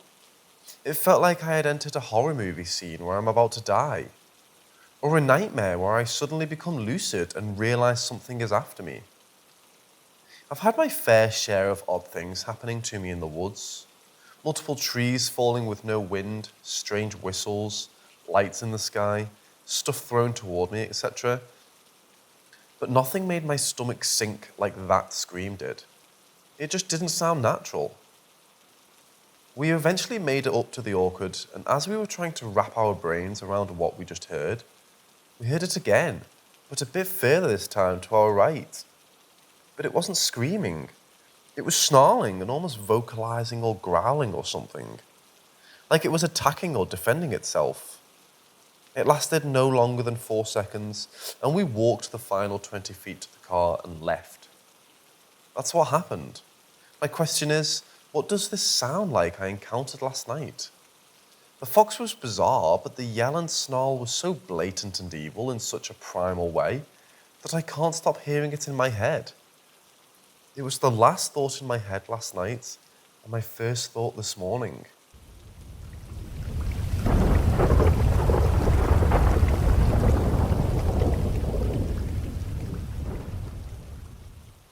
He went outside to walk our dog and came back not even 10 minutes later, sweating and visibly upset.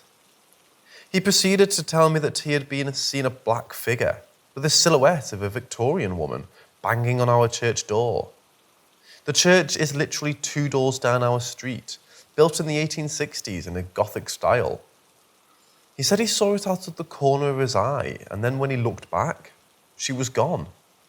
Our dog barked, lunged and pulled my partner towards the church, and he went to investigate but couldn't find anything. The dog was really angry. He said he had never seen him behave like that. I asked whether the shadow figure noticed him, and he said no. He's not one to believe in ghosts or the paranormal, so this has shaken him a lot, especially since he can't find a logical explanation. We googled the church. There were no reported hauntings or anything mentioning a woman. I've put salt around our property for protection, although I must admit I have been catching the odd black spot or figure in the house too, but never thought much of it.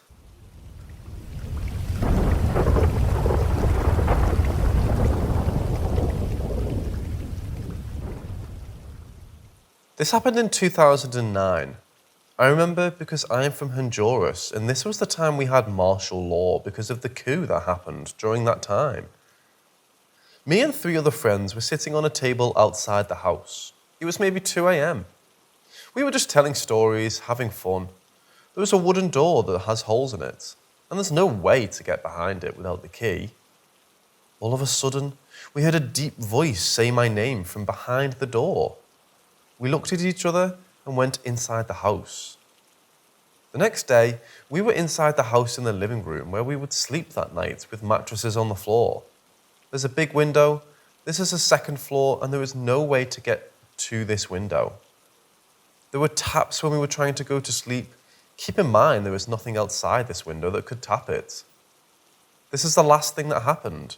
We got into the pool at midnight. This is an indoor pool, so there are lights and everything is clear. The smell of rotten meat started happening and lasted for like half an hour and then went away. The house is in the middle of the city. No one else lived in it before this.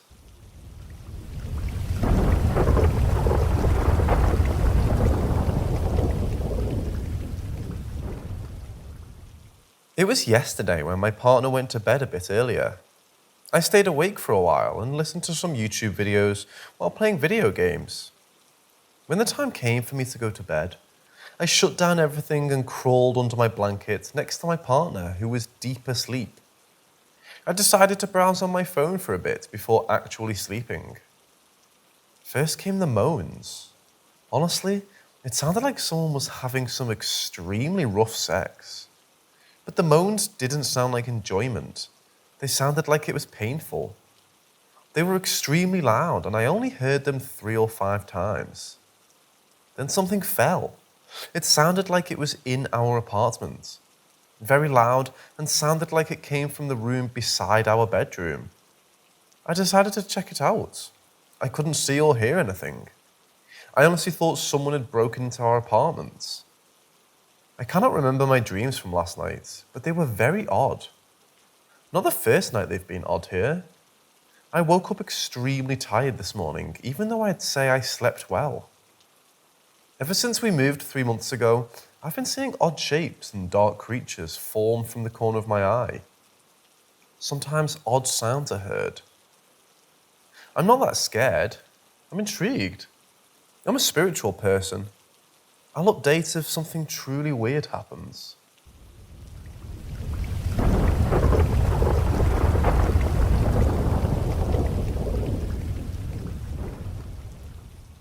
Sometimes I'll hear my mum calling me from downstairs, and normally I'll respond. I'll ask her if she called me, and sometimes she'll say yes, but sometimes she'll say no. Now, before, I haven't really thought much of it. I thought maybe it was just the TV, or she said something that sounded similar to my name. It happened just now again, and I brushed it off as usual, but then my mum called me out onto the banister. She asked me whenever I hear my name being called, is it a whisper or a shout? I told her it sounds kind of like a shout. She then asked me, is it her voice I'm hearing or is it the TV? I told her it sounded like her voice. That's when she told me not to respond because what it could be. Could be a demon or it could be death. That freaked me the hell out. She then did a prayer to rebuke whatever entity she thought was in the house. And she told me that the next time it happens to reply, yes, Lord. My mom told me that because sometimes she says that God is calling out to you, an attempt to scare away the entity, like how you would call for your mother to scare away a pervert. I'm very shaken. Is that what this is? Now, before this, there were a series of paranormal instances going on in my house. In fact, my grandma and brother swore that they saw a woman in our house when we were growing up.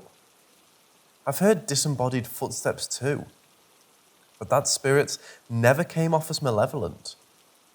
Do you think something else has taken her place?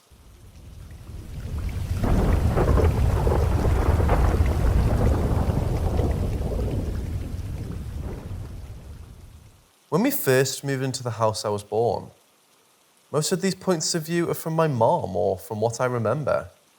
From age 2 to 4, I would always go into this room and look up at a corner my mom said I would sew on baby talk to this corner, then always try to grab something there, then start crying. This happened almost every day till age 5. I always slept with my parents in the same bed because of my bad asthma at the time. And my parents scared they didn't hear me if something happened. Each night, there would be this awful scratching right in the middle of where I sleep on the wall outside. At first, my dad checked it out and nothing would be there. My parents used it though as an advantage to scare me to behave, saying it was the monster. After I was 7, the scratching noise was getting really bad, till one night we woke up to a big bump. A few inches above my head was the cross that always hung from the middle of the bed, and the scratching started very loud. My parents took me and my older siblings to sleep with my aunt. While we were with my aunts, a priest came by our house after my mom told a friend, and her friend asked him if he could do anything. He came back saying something very bad was in this house, but he did the best he could to cleanse. After 2 weeks, we came back home, and I remember the day clearly. I was running around eating strawberries every 5 minutes and spinning on the swing. I ended up eating too many strawberries that I was spinning way too fast and running around that I threw up and started feeling exhausted. That night, we laid down early, and at first we heard no scratching sounds. We felt safe. Till my mom woke up around 3 a.m. and she saw me sitting up, just staring at the TV. It was off. And the scratching was back and worse. I started gagging and my mum grabbed me and rushed me to the bathroom, thinking I was about to throw up, till she noticed I wasn't responding to any of her questions. My eyes were rolled back and I started saying in Spanish, "The bald boy is on the walls, crawling. He's right there." I kept repeating it till I fell back and started to have a seizure. My parents called the ambulance and I wasn't aware of anything at all. I just remember waking up in the hospital so confused. I was surrounded by gifts and me asking what happened if I was asleep, like Sleeping Beauty. My parents tried to explain everything and I felt a bad ache feeling in my stomach.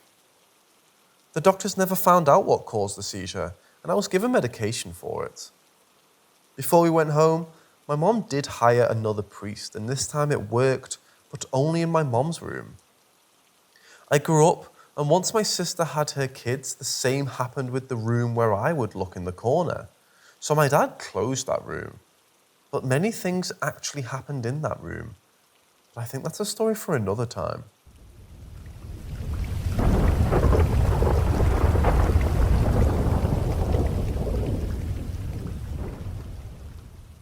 This happened at the Gatlinburg Town Square Resort, Gatlinburg, Tennessee. I still go on vacation there, but I haven't had an experience like this since. So, backstory. I had no sort of imagination that could have this happen. No imaginary friends as far as I can recall. I wish I did. I was a lonely kid. I never even saw night terrors under beds before.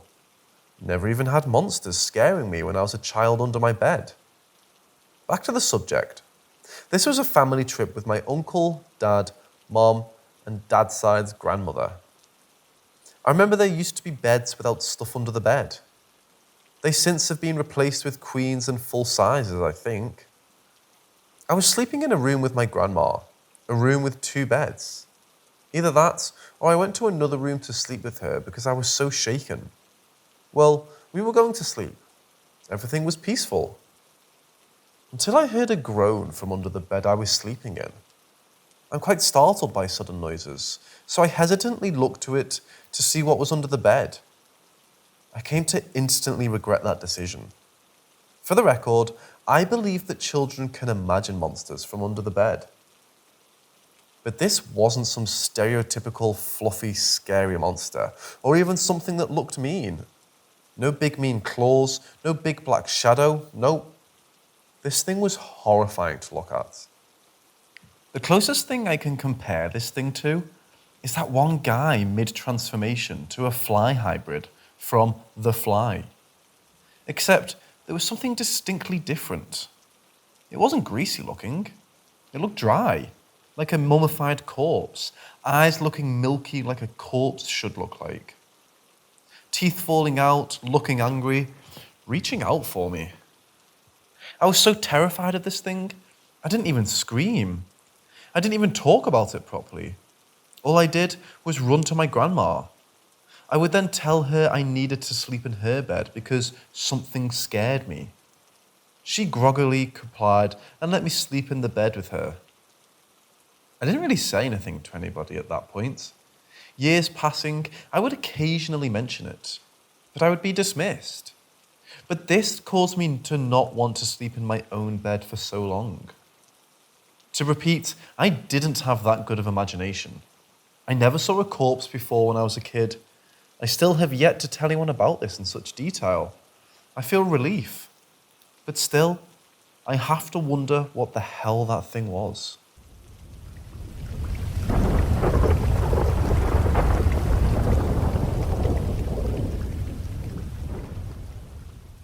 This happened in my old house, maybe about 5 years ago or something similar.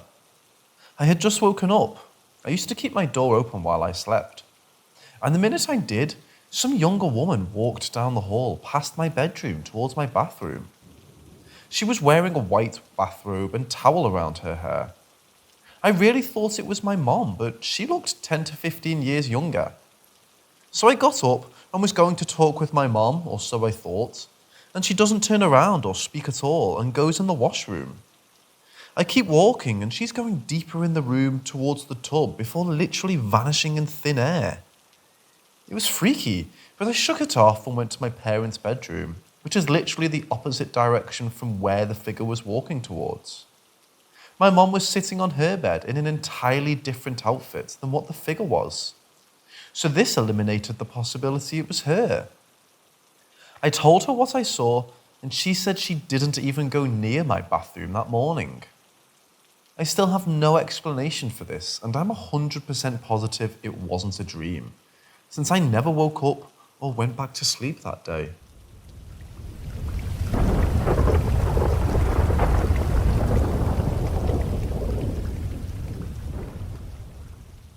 I woke up one morning to a really loud buzzing, like static electricity. It was alarmingly loud. I felt like I was extremely heavy, as if I was being weighted down, not pinned down, but rather as if gravity was much stronger. As I forced myself to stir in bed, I realized things weren't right. I looked at my windows. Both are on one wall and are about 2.5 by 4 feet. They have light blocking curtains, and then lighter ones that behind them that allow light to shine through but give some privacy. The bedroom is second floor, well above ground level. Both pairs are always closed at night. I see the heavy curtains are open, which is unusual, and I can clearly see a humanoid creature of some sort in each window behind the really thin curtain. Shadowy and skeletally thin, their movements were fast and strange and definitely not human. At first, they almost seemed to be dancing, but then I realized they appeared to be trying to get in the room. I somehow calmly watched them a bit more. All the while, this weird deafening buzzing was present, coming from everywhere, and realized I had to force myself up and do something. I pushed myself up, fighting this extreme gravity thing, and shook my head and thought something like, "Be gone, now!" And when I opened my eyes, the buzzing instantly stopped. The gravity or weighted effect disappeared so suddenly, I lurched forward in my bed. And of course, the creatures were gone. The thing that shocked me the most was that I didn't wake up from a dream or sleep. The situation just poof, disappeared. And I was alone in the room with the feeling that somethings were just there and suddenly bolted. I have no idea what to make of any of it.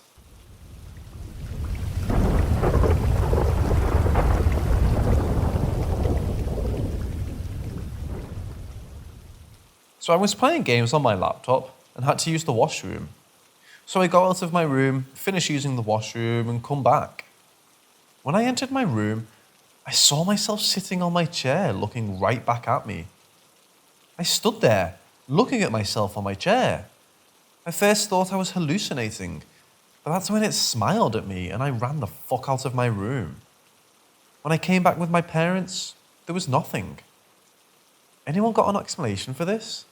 I have no health or mental conditions, and this happened around 8 p.m. I wasn't tired or asleep or anything. Wednesday, 15th of September, 3:40 a.m. Got up to drink some water. My bro had fever, so he, Dad, and me are in the same room. Poured myself a glass of water, drank halfway through, when I heard some kind of strange sound from his room. Heard this 2 times, then ran back to my room. No, I wasn't sleepy hallucinating. I clearly heard it as if something is behind, slammed on the floor. Something like broom, the ones made of thin sticks. I don't know what to call it. So every Friday, we go to the mosque to offer salah. So I went yesterday and finished praying and went to the imam, the head of the mosque, to talk about what I saw. I walk up to him, he notices me, and before I say anything, he smiles and says, "Follow me." I follow him upstairs to a room and he tells me to sit down. He then says, "What you saw that day was your Kareem Jin, and every person has a Kareem Jin with them, so no need to be scared." I was shocked because I never told him about anything, so I asked him how he knew about this, and he said my Kareem Jin told the jinns the imam had with himself the moment I entered the mosque. He also told me to greet, give salam, before entering my house from outside, and nothing else will happen.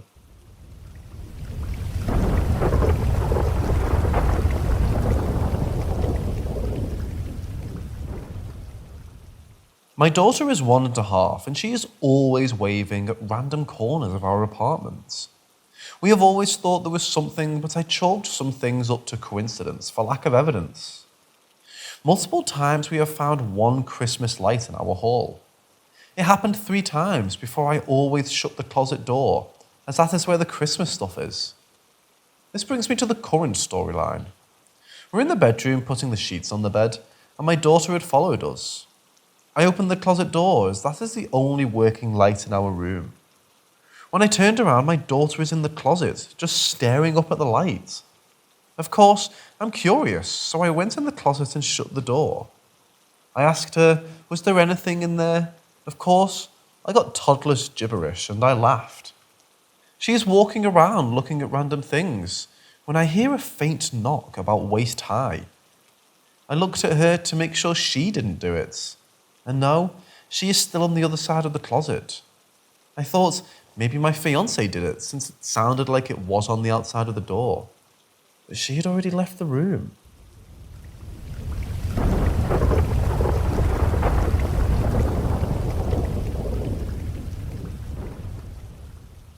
Back when I was in school in 8th or 9th grade, I'm in the US, my bus stop was right across the street from my house.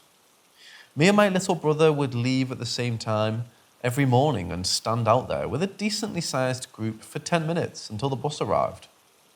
This morning was as mundane and unspecial as all the others. Then I saw a cute young cat with white solid fur. I assumed it was a stray because they were common in my neighbourhood. I personally love cats, and I knew some of the others at the bus stop did too. I pointed out the cat playing in a neighbour's yard. At this point, I had no reason to believe anything was weird about the cat. I almost wanted to call it over. Now, I was one of 2 people who were watching the cat, but I watched the cat trot its way to the curb. I watched as it prepared to cross. I watched as 2 cars were approaching. I made a single loud sound towards it to get its attention and was ignored. I watched as it darted out into the road and... Disclaimer. Running across a road, train tracks, bike paths, etc., when something big and fast is approaching, is a very common behaviour in small animals, even if they have no reason to cross. They do sometimes when something is approaching. It's a weird part of animal psychology and behaviour. I've seen squirrels, rabbits, and birds do it, along with normal cats. I don't know why they do this. It's probably some instinct being activated that doesn't actually match the situation, since cars and stuff aren't like predators. I barely saw what happened, but the next thing I know, there was no white cat. There was a white plastic bag fluttering and swirling in the air from the air currents of the passing car. The bag just slowly floated down. When it was about to settle on the ground and the next car passed, the bag disappeared into a small white rock that rolled just barely enough to escape the car's tyres. The other person wasn't paying attention, but did notice when the cat they saw out in the open a couple seconds before was completely gone. I told them that the cat ran into the road when the cars were passing, but I didn't know what happened. Apparently, one other person just saw the bag disappear and was confused. This is so incredibly strange, to me at least. The cat never reappeared. I just got on the bus when it came and never saw it transform back, if it had transformed at all. The absolute strangest thing though, is that since then I've seen something similar a few times. Every once in a while, I'll see something quick, small and white run past and disappear when out of sight. Another time, when I was taking an after-school bus home, I sat in the very front seat of the bus, and the bus stairs were in front of my seat. I was just looking out the window, ready to get home after a 12-plus hour day, when I see something white rush under my seat and out into the bus stairs. I felt soft fur brush against my leg as it passed, but I assumed someone had lost something and tried to see if it had fallen into the stairs. There was nothing there.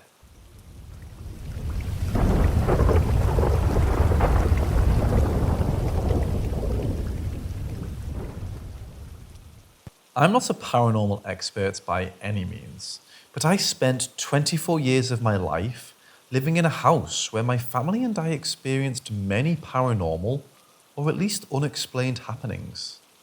My mother, father, and sister and I all had many strange experiences, varying from having doors slammed and locked in our faces, to smelling cigarettes and hearing boots running down the hallway at 3 a.m.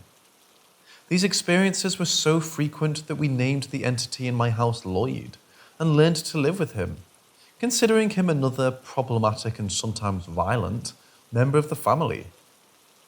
My father passed when I was 18 from a massive heart attack. He was always protective of my sister and I, and worked very hard to provide us secure housing. I spent the entire day crying. After we returned from the hospital, I don't remember much. I remember writhing on the floor for a couple of hours and eventually falling asleep. At 4 a.m., I opened my eyes to the sound of my mom's voice. When I came to, I realised I was standing in the hallway facing the garage door. My mom was standing in her open doorway. The first thing she said to me after flicking on the light in the hallway was, "Did you hear that?" I said nothing, confused why I was standing in the hallway. "It was in the garage," she said. I said nothing. My mom unlocked the door and flung open the garage. The room was black. She flipped the switch on the wall and illuminated the empty garage. "It was Dad's tool bench," she said. We stood silently in the empty garage until she flipped off the lights, locked the door, and went back into her bedroom without a word. I went back to my room and went to bed. Nothing mattered that day. Nonetheless, a bump in the garage. Ever since that day, all paranormal experiences have stopped. There are no more outbursts from Lloyd, and we never feel like someone is watching us when we leave our rooms at night. There are no more slammed doors or boots in the hallway, and we never smell cigarettes anymore. The house is eerily silent. It almost feels dead sometimes. Years later, I can't help but reflect on that night or wonder where Lloyd went after the passing of my father. We never took his tool bench out of the garage. When I visit, every nut and bolt is exactly where he left it.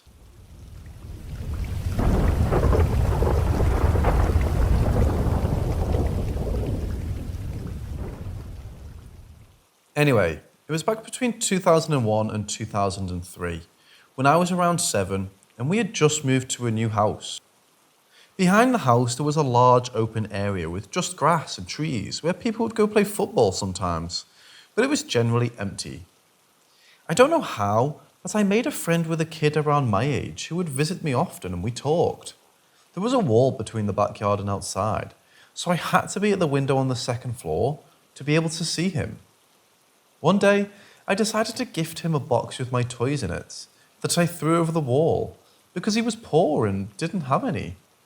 His clothes also looked bad, and he threw back a little clown nose as a gift. I went excited to get it, but I never found the clown nose anywhere, and the kid went away and never came back. My mom, talking with some neighbours, finds out time before we arrived someone raped and killed a little kid behind the house, and matched the description of my friend, and she was completely shocked. She never saw him, but knew I talked to him. Oh, and that box with toys?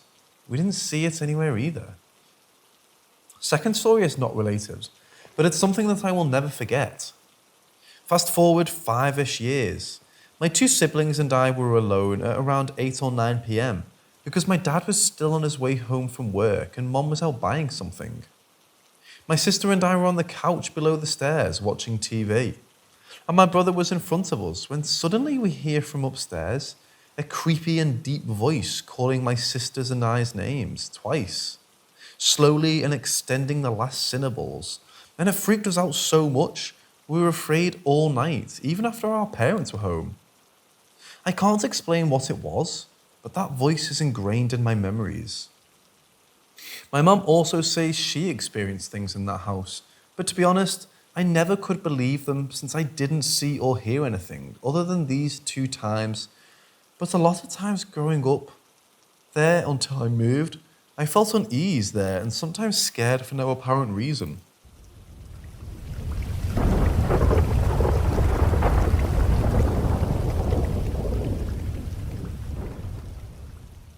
I, 30 female, have been with my boyfriend, 35 male, for just over 4 months. Early on in our relationship, he divulged that for most of his adult life, he had been trailed by negative entities. Long story, but he invited them to be around him. I'm not opposed to the idea of there being something, but I sit more on the side of skepticism. Some of his stories were quite dramatic, like when he showed me a drawing an ex of his had sketched after she woke up to a demon at the end of the bed. I just listened politely, but I'm not thinking anything about it, really. He likes to do spirit box sessions, and we've caught some words, but they were garbled and few and far between. Basically, nothing of any conviction has happened until about 2 weeks ago. I was washing up, and I felt like someone was behind me. And then it was like, well, I explained it to my boyfriend as something whooshed me. It was like something ran at me really quickly, only to disappear once it was right behind me. After that incident, when I was in the kitchen alone, I would just say things like, "If you like me, open the cabinets," etc. Just playing around really, but nothing ever happens. About 5 days ago, I was brushing my teeth alone in the bathroom and actually saw in the mirror, and then felt something drop onto my head. There's no high up cabinets or ledges that something could have fallen off. It turned out to be about 2 inches off the end of a clear plastic ruler. I showed my boyfriend it, but he was fairly nonchalant and uninterested other than "told you so." When we went up to sleep that night, the ruler fragment was on my bedside table. He swears he didn't put it there, so I'm a little bit bemused at this point, but not scared. Last night changed that. I had a nightmare, and I know it doesn't sound scary when talking about it, but the actual feeling when I was in it was horrifying. I was in a mansion, and the doors were slowly rocking off their hinges one by one. And then a deep male voice started up repeating every few seconds, "Come on." It was a command. I was calling for my boyfriend, knowing simultaneously that he was in the mansion, but also knowing he wouldn't respond. It just went on like this until I woke, or rather, I felt I made myself wake up. And as I woke up, I felt something pressed down hard on the foot of the bed. As I turned to my boyfriend, he sat bolt upright from sleep and said he'd had a nightmare. Not unusual for him. We'd both had and woken up from nightmares at the same time. There's a lot of detail I'm missing out, but essentially, my partner says it's going to get worse from here. I've heard stories of what this thing has done around his exes, etc., and I'm starting to feel pretty damn apprehensive. I was wondering if there's anything I can do to halt the activity or buffer it somewhat. I'm not really wanting to deal with this again. Also, my partner has just made his peace with this or these entities. He finds them interesting and I guess has just grown used to them. So I'm looking for things that will just stop them interfering with me.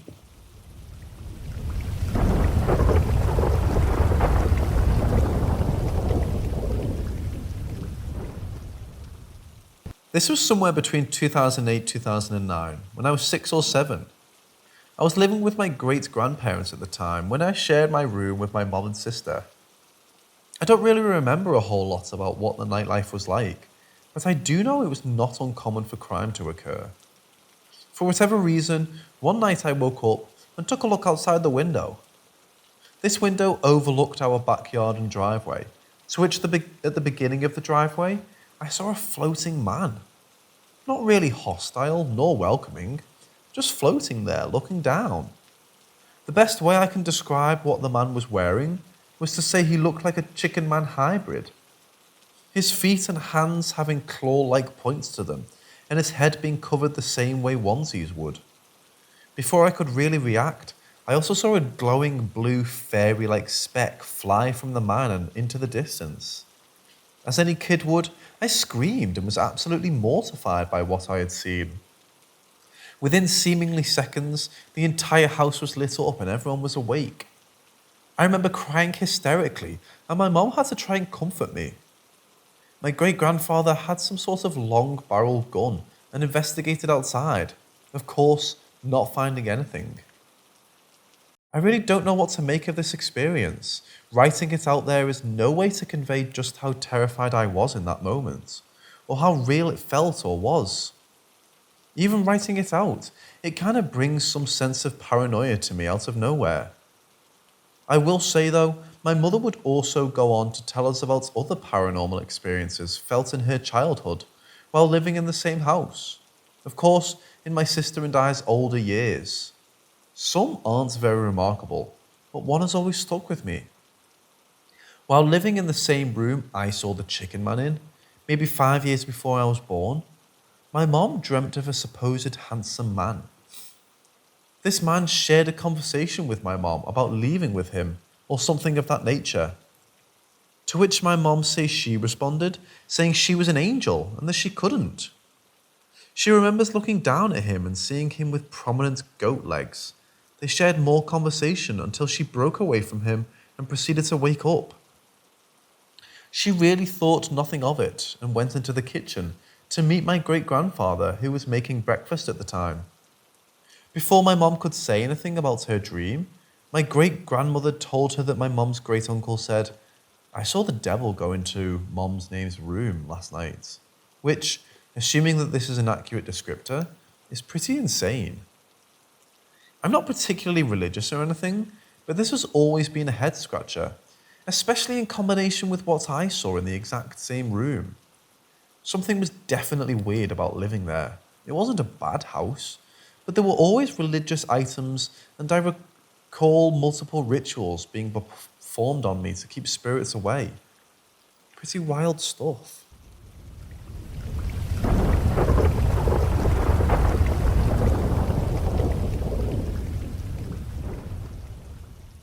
Before I start, I would like to state that this takes place at my girlfriend's mom's house, which was right next to my house. Her cousin also lives in the same house with her. It was 11 p.m. and I get a text from my girlfriend's cousin that he thinks he heard someone banging on the door and if I can come over to check. With my girlfriend out of town, I go to check it out because she's obviously scared. I show up and there was nobody there, so I head back home.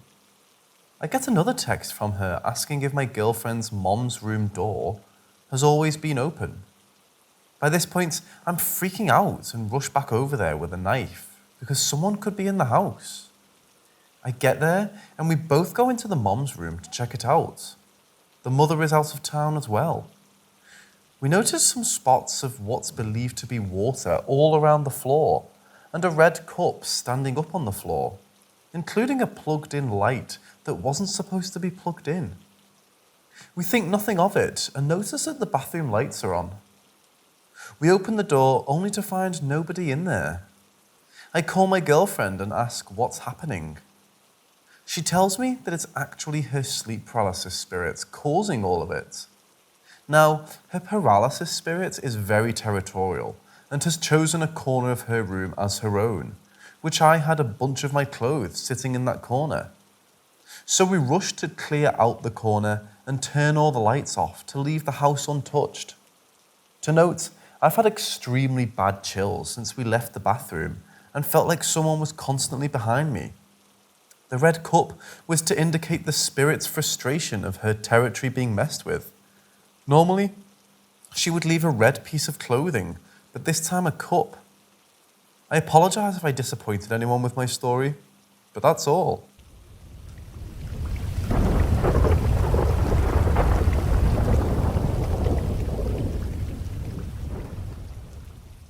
A close friend of mine passed away in 2019. He went out to the bar to drink with his roommate. His roommate left early and left him alone. Turns out, he had left his keys at his apartment, so he decided to climb a pole that was close to his window on the second floor. I'm sure you can guess what happened next. Well, since then, I have had 2 dreams about him. The first one was that we were in a house having a party. He was incredibly social and was always the life of the party.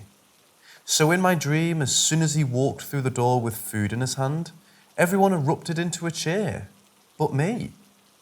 I just stared in disbelief and I just thought to myself, this feels wrong. This doesn't feel real. And then I woke up. My second dream was a bit more sad, I would say. I was in a rural Mexican neighborhood that felt familiar. You know, with a lot of fences around a house, clay rooftop tiles and whatnot. I was with my brother, friend's roommate. The 3 of them were best friends since middle school. And we went inside of an SUV. And then to my surprise, my friend came inside from the door opposite of me. But he didn't say a word to me. In fact, he came in and started talking to my brother and roommate and laughing, but not once did he look at me. At this point, it's been a few months since the funeral, and I had noticed he looked more sickly compared to the first dream I had of him. Well, we arrived to our destination, and it felt familiar, yet not really.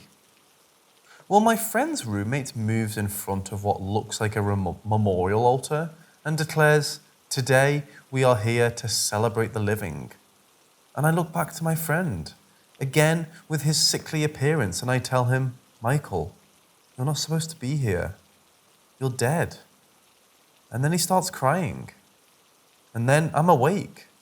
As soon as I realized what I dreamt, I just started crying. He was more of an older brother to me than my own brother. He always wanted me to be a part of their parties, and even wanted me to date his sister, lol. It was such a hard loss for me, and I had never lost anyone before that.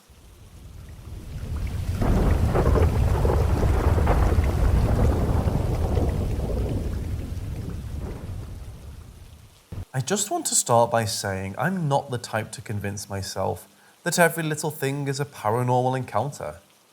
That said, I have definitely had other paranormal encounters in my life that I 100% believe were real, as there was activity in both my great aunt's apartment and my best friend's house growing up. I just have doubts based on the circumstances of this particular one, whether it was real or a product of a lack of sleep or a nightmare. I was visiting New York City at the time on a work trip and staying in a nice hotel in Midtown. Out of the 4 nights I stayed in the hotel, 3 of them I came home particularly drunk.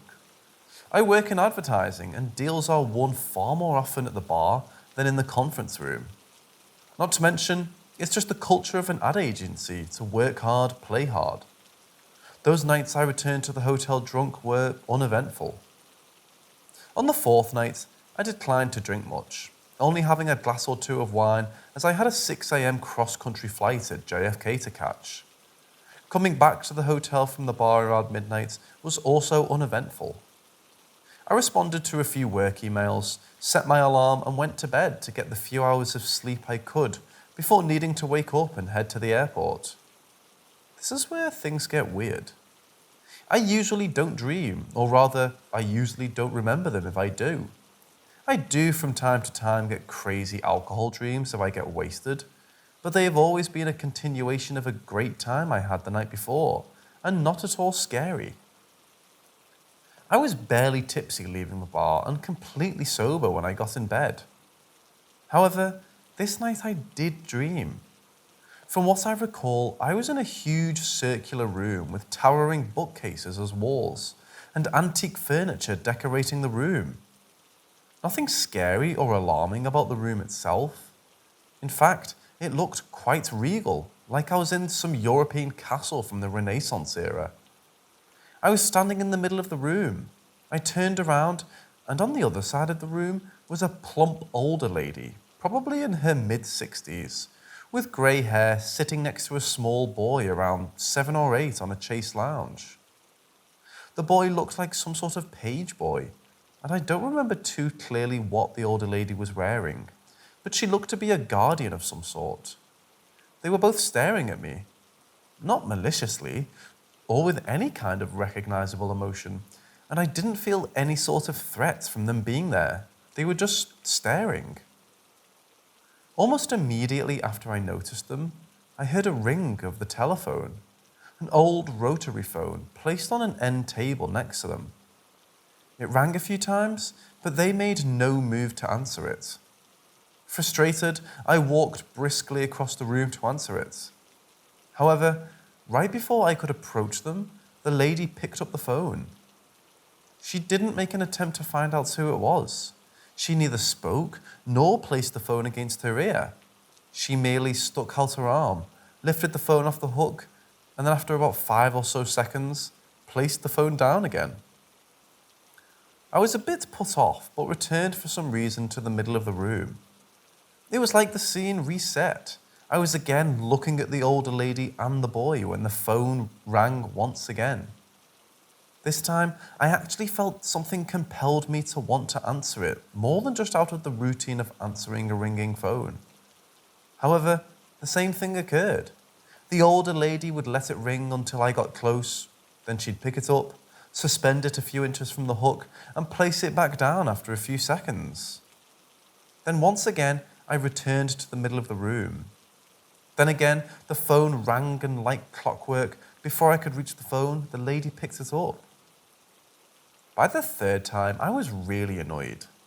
I couldn't understand why she wouldn't let me answer it, or at least find out who it was. This time around, when it rang, I nearly sprinted to the phone and got closer than the previous times. However, the lady, being right next to it, could still beat me every time, and did. Out of frustration, I cried out to her, "I need to answer the phone. Why don't you let me answer it?" Even though I was in a place I had never been before and had no idea who was calling, I knew instinctively that the phone call was for me, and I felt I had to answer. The lady remained stoic, as well as the little boy. That was when, instead of going back to the middle of the room, I went to confront her more, and I woke up. When I awoke, the room was dark and my 3:40 alarm was going off. I was pre-packed and planned to leave the hotel by 4 a.m. At this point, I wrote it off as a rare, strange dream, and the fact I only got about 3 hours of sleep, I must have been so tired instead of waking up, my mind dreamed that situation. That was about to be my conclusion. However, when I sat up to reach for my phone to turn off the alarm, I noticed a figure beside my bed. It was a male, 20s or 30s, Middle Eastern looking guy, who was looking down on me. It was almost like looking at a hologram, like a 3D image. He simply shook his head at me in a disappointed look, turned around and walked directly through the wall opposite of my bed. By that time, I was fully alert and awake and started freaking out. I sat still in my bed for a good few minutes, trying to process, but I realized I didn't have time to sit around and think about what just happened, or I was going to miss my flight. As a note, the sound of the phone ringing in my dream and the sound of my alarm were two different sounds.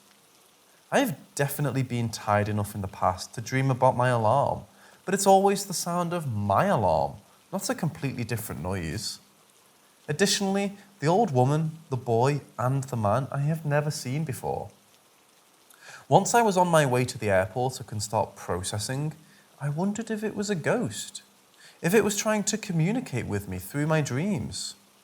Could the woman and the boy be guides trying to stop this communication? Or was it my own subconscious defenses trying to protect me from contact? The spirit, or whatever it was, didn't seem angry and I didn't feel threatened. I only sensed sadness and disappointment. It was most definitely human emotions I saw on its face. I think the fact they turned around and left through the wall scared me more than seeing their actual presence at the time. If it wasn't for the fact they were 3D, I would have thought it was an actual person in the room, as all features were distinguishable. I never dreamed about the room, the phone, the lady or boy again, and I never saw the man either. I moved to New York City a year later and just moved back home this year after 5 years, and never had another experience like this again. I hope if what I experienced actually was communication from a lost soul, that they can find what they are looking for, to be at peace.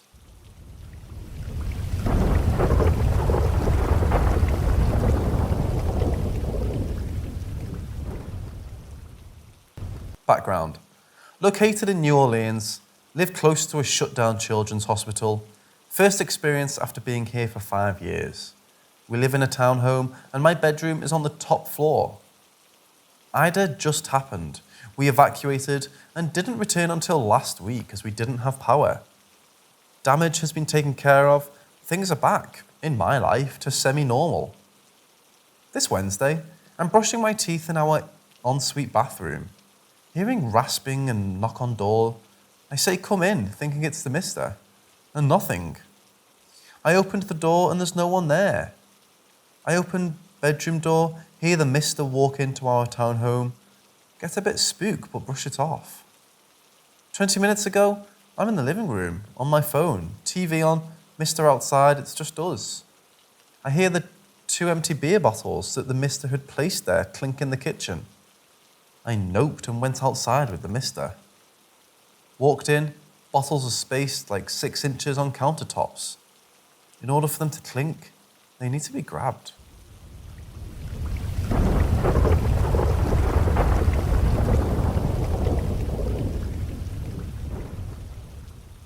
So, I recently moved in with my boyfriend and everything had been fine.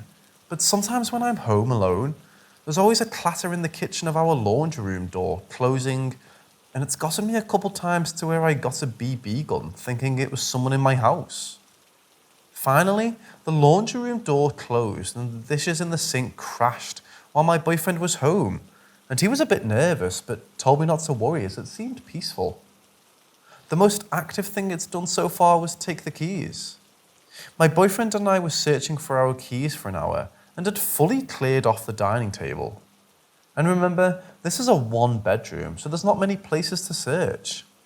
We finally gave up, and not a moment after they appeared directly in the center of the dining table. It's been calmer since, but it's definitely weird. I don't know, am I just crazy because it's a new living area for me?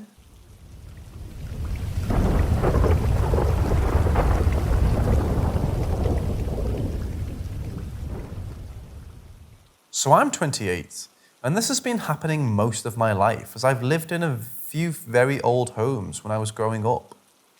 As I'm sure you all know, you get used to how your home, apartments, etc. smell. Well, quite frequently to this day, I'll start smelling something random. Tends to happen mostly at night, but has happened during the day a few times. It could literally be anything from food cooking to fragrances like perfume, or more specifically right now, coffee. No, I'm not talking like a whiff and it's gone, or a faint smell. I mean like someone is actually cooking, or smoking a cigar, etc. It's currently 2:50 a.m. I'm in my grandmother's home, which she has owned for over 40 years, and I swore someone was brewing coffee to the point where I just got up and went to see if my grandmother was awake. And now it's gone.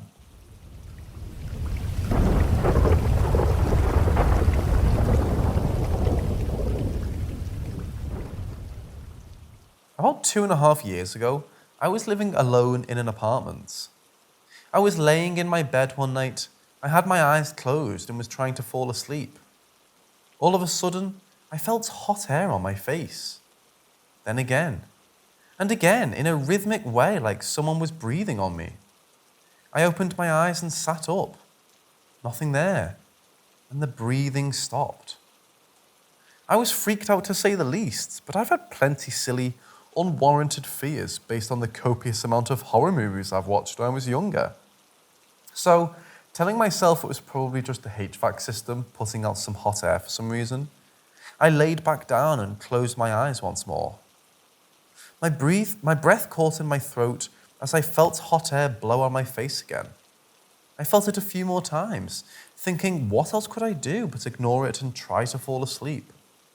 Suddenly, one of my cats, Dreamer, ran into the room and stopped at the foot of my bed, meowing once if I remember correctly.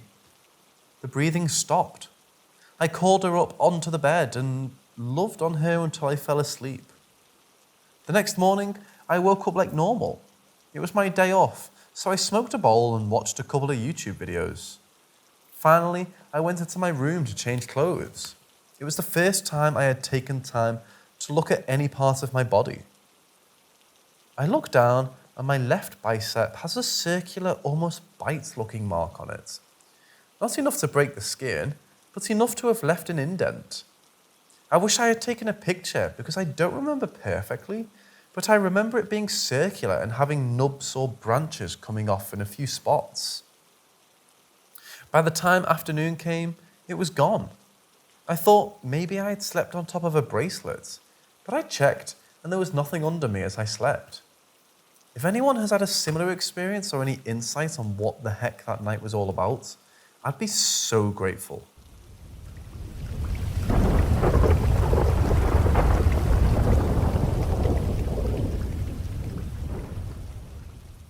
I went to take a nap. In my dream, I was in this mansion, trapped and trying to find a way out. Different sorts of monsters would pop up in hallways and rooms, and I'd have to just run to make it.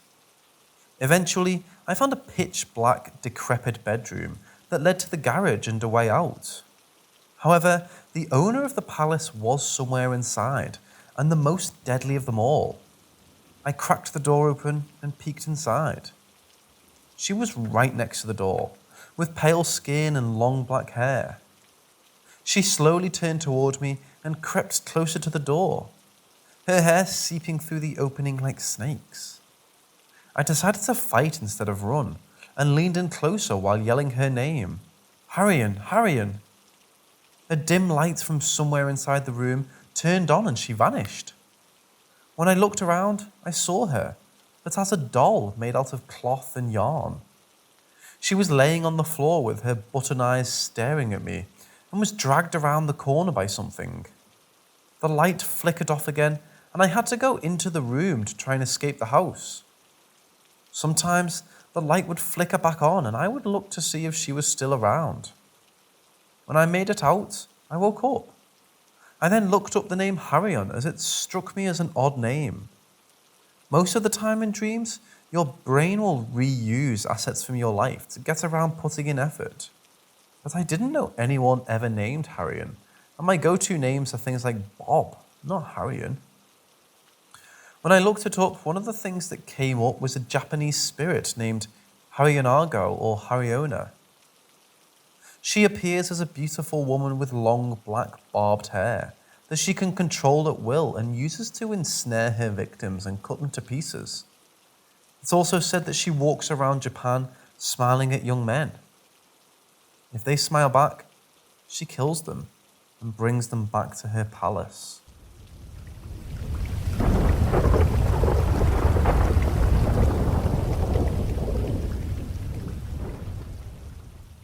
If ghosts aren't the spirits of people or demons, what could they be in your opinion? I believe they could either be the small amounts of electricity in your brain getting pulled into the house somehow, or maybe they're invisible interdimensional beings, both of which may explain how they're able to make objects move. I'm not a big believer in anything supernatural or in religions, but for some reason I can't shake the feeling that I'm being watched and followed sometimes, along with a few occurrences from my childhood, where some doors were slammed shut in the middle of the night. One example being when I was at my best friend's house sleeping over, and out of nowhere, a shelf fell off the wall. So we ran upstairs and their bedroom doors slammed behind us, causing a coat hanger to flip off the door and smack the older brother in the head. So we ran to get under the covers. We were about 8 to 10 and 10 to 12 at the time, so we thought it would help out. And instantly, once we got to the beds, their attic door swung open and slammed shut. These houses were about 100 years old at the time, now about 120th, and York City, PA, which had some Civil War involvement, but otherwise was a nice town until the 1990s.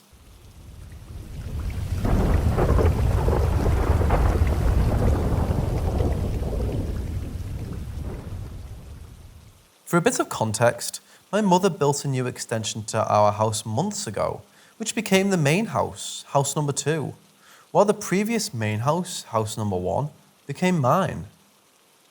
The first signs appeared in house number 1, when the door to my room started opening by itself. This has happened numerous times enough, though I check it every night before going to bed. Then it also started happening to the guest room, which creeped me out, so I always left that room open. Then it began happening in house number 2, which is a 2-story house. The ground floor consists of just the living room and the kitchen, while the second floor consists of my parents' room and then a balcony where we held most of our parties at. While we gather in the living room watching TV of house 2, we just start hearing the door upstairs slamming closed or its doorknob rattling. And if that wasn't enough, the front doors and the kitchen door that leads outside are always found unlocked in the morning. Our housekeeper, who was always the first one up in the morning, was the first to notice. I was bothered by this since I know for a fact that they are always locked as I check those locks whenever I fetch water from the kitchen in the middle of the night. The first time this happened, we immediately suspected burglars. But since the 82-inch Samsung TV was smack dab in the middle of the living room, and the iPad that occasionally forget in the kitchen weren't taken, we quickly disregarded that theory. Well, this kept happening. Our housekeeper quit, and I'm pretty much just curious what will happen next.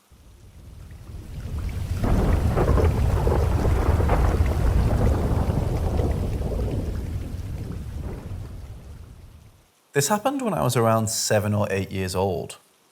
Due to a lack of income to acquire ready-built homes, my family and our neighbours built our own on an abandoned Japanese cemetery.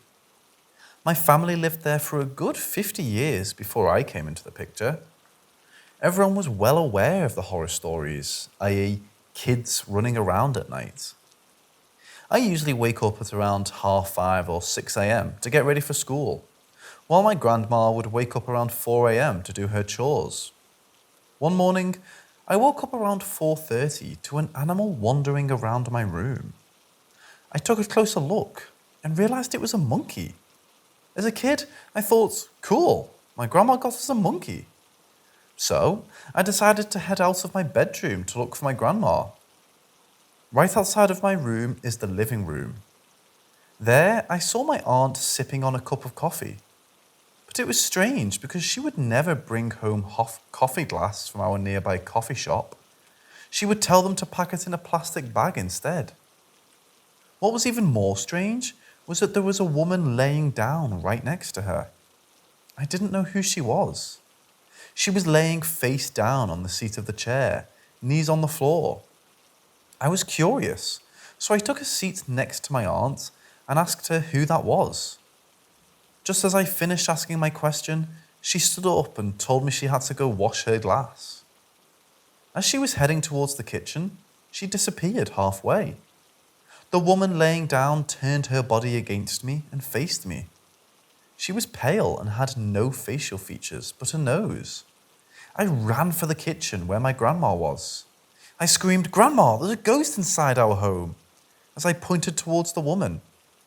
My grandma didn't see anyone or anything. Then I saw another male, pale, pasteless figure putting on my hairband jewellery on the woman. I passed out of shock. Only recently, my grandma told me that she had seen these figures around our home for a long time. She said these figures appear because they want us to give them something. In my culture, we burn stuff to send things to the underworld.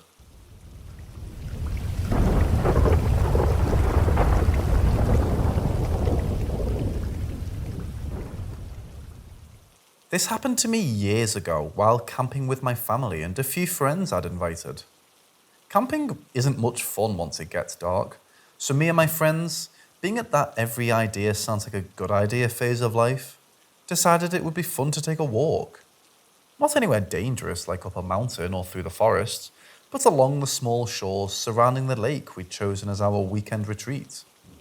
We walked about a mile, and when our boredom hadn't been satisfied, we built a fire and decided to tell ghost stories.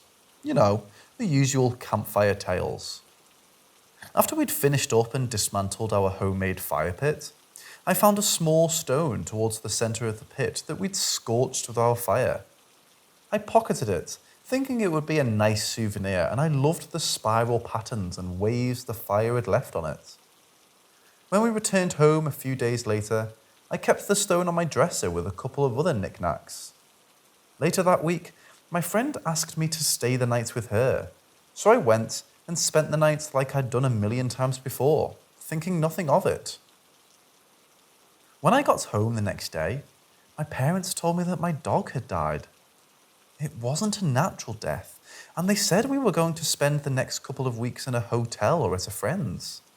It turned out that someone had broken into my room and had stabbed my dog.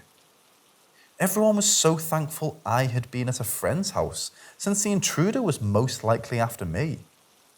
My mother had already packed a bag for me, so I didn't have to see the remains in my room, and she told me she grabbed the books I was reading, along with some other trinkets and photos I'd placed on my dresser.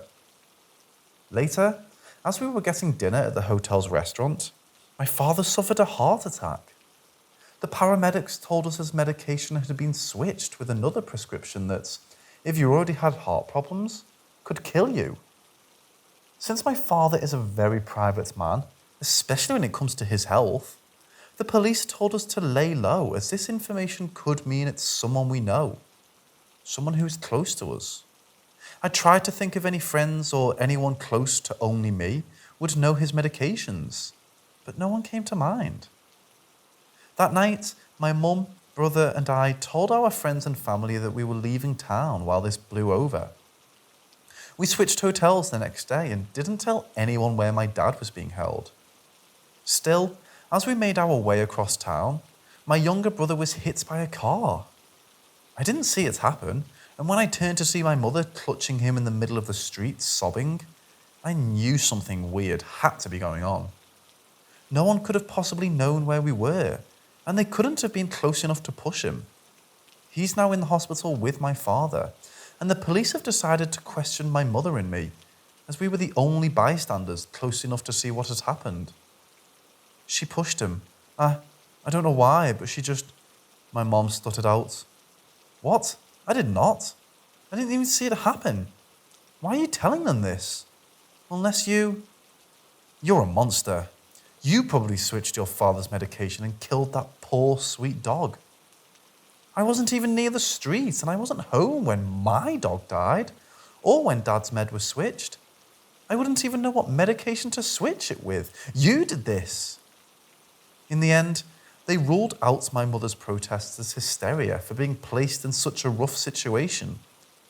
It would be hard to have two of your closest family members fighting for their lives. And apparently the stress did get to my mother. I found her in the hotel bathroom at around 4 a.m, with her wrists slit and sorry written on the wall. She'd been that way for hours and there was nothing I could have done. As I went to tell my father and brother the news, whether they were awake or not, I felt the familiar flat shape in my pocket that had been a comforting reminder this entire time. I don't remember taking the stone out of my bag and putting it there, but it has been a lifesaver. A perfect worry stone to rub while you're killing your dog, switching your father's medication, pushing your brother into oncoming traffic, and convincing your mother that all these events are her fault, and that she should just end it all. I'd never had these urges until last week, but now they're insatiable.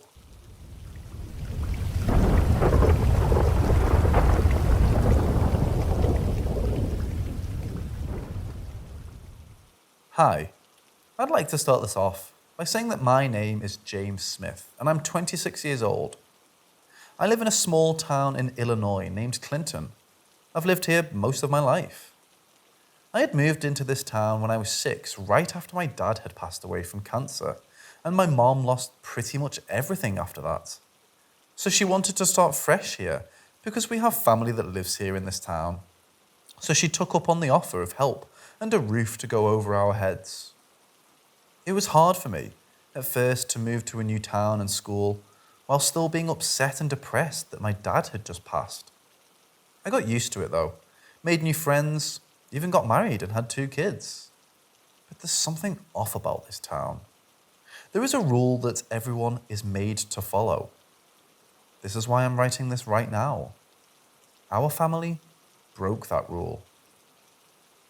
If you hear the sound of ringing outside between the times of 1:30 to 3:30 in the morning, do not look out the window, no matter what. I had never known what they meant by this or why we had to follow it. Every time I would ask my mom, pure dread flushed through her face and she would scream at me. Just follow the rules, sweetie, so you can keep you and mommy safe, okay? So I listened and followed it without much thought at all. Until last night. This is where the story begins. It was a cold winter night here in Illinois, like usual. It was right for the period of time of year, which being an October night, I was getting ready for bed, putting my 2 younger boys to bed. I walked out of the room, quietly closing the door, and turned off the hallway light. I made my way down the hall and into the kitchen, where my wife was sitting and smoking a dimly lit cigarette. Hey, sweetie, did you put the kids to bed? She said with a smile as she proceeded to take another drag. Yeah, I put them to sleep, I said in an exhausted tone. The room went quiet for a second. The only sound that could be heard was the ceiling fan that was on high above us. My wife looked down at her ring and sighed. How much longer, James? How much longer until we can get out of this damn town? I walked over to the cabinet and opened it, grabbed out a bottle of Jack Daniels and proceeded to pour myself a glass and sat on the other side of the kitchen table. I don't know, honey. I'm freaked out about the disappearance too, you know. I want our kids to be able to live safely and comfortably too, I said in an irritated tone. And this damn rule is making it so much more difficult. That's why we put earplugs in their ears while they're sleeping, I screamed. I picked up my glass and finished it in one go. I got up and walked to the kitchen, looking out into the darkness and thinking about what we should do. Let's move to Springfield. It's a lot safer there, my wife stated in a desperate tone. All right, I'll start looking at places in the morning, I said with a fake smile on my face. We both started walking towards our bedroom. We both got ready for bed and laid down and went to sleep for the night. I woke up to the sound of my alarm buzzing. I sat up and looked around. My wife was still sleeping, so I got out of bed and went to go check on the kids. They were still sleeping as well. I closed their door and walked into the kitchen. I got out our old, dusty laptop and went onto the web to try and find us a new home in Springfield, pretty much anywhere at this point. I marked down the ones I liked the most and looked a little more and then shut the laptop and put it back on the table in the living room. I had work in an hour, so I got ready and ate some cereal and made my way to work. While driving, I heard on the radio there had been another disappearance in our town. A 10-year-old boy had gone missing in the middle of the night, and if you had any information, please call the local police department. God, another one. We need to get the hell out of this town, I said in a panicked voice. I work at the old warehouse on the edge of town. I didn't have much of a special job, just doing the normal stuff like using a forklift and moving around crates and packages all day. But the pay was good, so I'd stuck with this job for years now. I pulled up and got out of my car and walked in. My day was uneventful. I just did the normal routine that I'd done 1,000 times over. It was 6 p.m. now. I put my work clothes into my locker and started heading to my car. I drove home and walked into the house. My wife came and greeted me at the door with a smile on her face. "How was work, babe?" she asked in a joyful tone. "It was good. Did you hear there was another disappearance in town?" I said. The room went quiet, and we both had a moment of silence and walked to the kitchen. "I'm going to call the housing unit in the morning and schedule a meeting," I said in a serious tone. We went to bed that night, and in the morning, I woke up. I shut off the alarm and went to head out into the kitchen to make myself a cup of coffee. I got the laptop out and picked the house we were going to move to. I called them and we talked over details, and all I had to do was go and fill out the paperwork now. I got dressed and rushed out the door. I arrived at the place a couple hours later. I was greeted by a really nice woman. She had long black hair, was around 5'5", and was in a pretty blue dress. "Hi, you're James, correct?" she said in a cheerful manner. "Ah, yes, it's nice to meet you," I said. "Here, come with me. I'll give you a tour of the place before we sign the papers over to you," she said. We walked into the house and began to look around. It's nice, I thought to myself. While we were walking around, I started thinking about all the good memories we can make in this house. I smiled for real, for the first time in a while. We got done with the tour and I signed the papers. She handed me the house keys and we shook hands. She got in her car and drove off. I sat on the porch for what seemed like hours. Oh crap, it's starting to get dark, I said to myself. I got up and got into my car and started to make my way back home. Like before, it took me around a couple hours to get back home. As I was pulling up, the clock read 10:30. Something didn't seem right though. All the lights were off in the house. Normally, my wife would be up, waiting for me in the kitchen with the light on. I quickly got out of my car and ran up to the door. "It's unlocked," I said in a frightened tone. I definitely locked it before I'd left. I laughed at myself. Maybe Mia had to go out and run errands while I was gone. I walked into the door and it was pitch black. I looked around and started to call for my wife and kids. No response. I started to get scared, and then I flipped on the light and my heart sank through my chest. My wife was laying on the floor in a puddle of blood. I screamed her name and ran over to her. I checked her pulse, and I started to cry. She was dead. I got up and ran into my kids' room, and they were nowhere to be found. The window had been smashed, and it appears like there was a struggle of some sort. How could this be happening? We were so close, I said while screaming and crying, when from behind me, I heard large footsteps and the sound of ringing coming from whatever was behind me. It's only 10 p.m. The ringing isn't supposed to be here yet, I thought as I sat there frozen in fear. A loud voice boomed from behind me. Your son broke the rule. Now you will all be punished. I turned around in anger and saw something that would haunt me for the rest of my life. A tall, slender and deformed creature was standing behind me.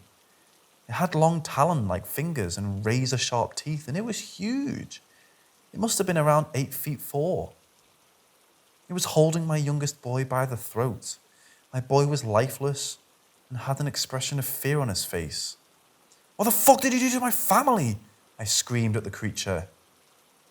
Like I said before they broke the rule, I changed the time by a little, hope you don't mind.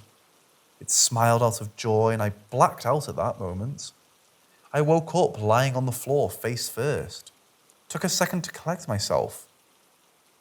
I quickly snapped back into reality and sat up. Maya, boys, I called out, but then remembering the night before. I stood up and dialed 911. When they arrived, they took my statement and a missing person report was put in place. After they left, I drove back to the house where we were once going to live in and sat on the porch and started to cry.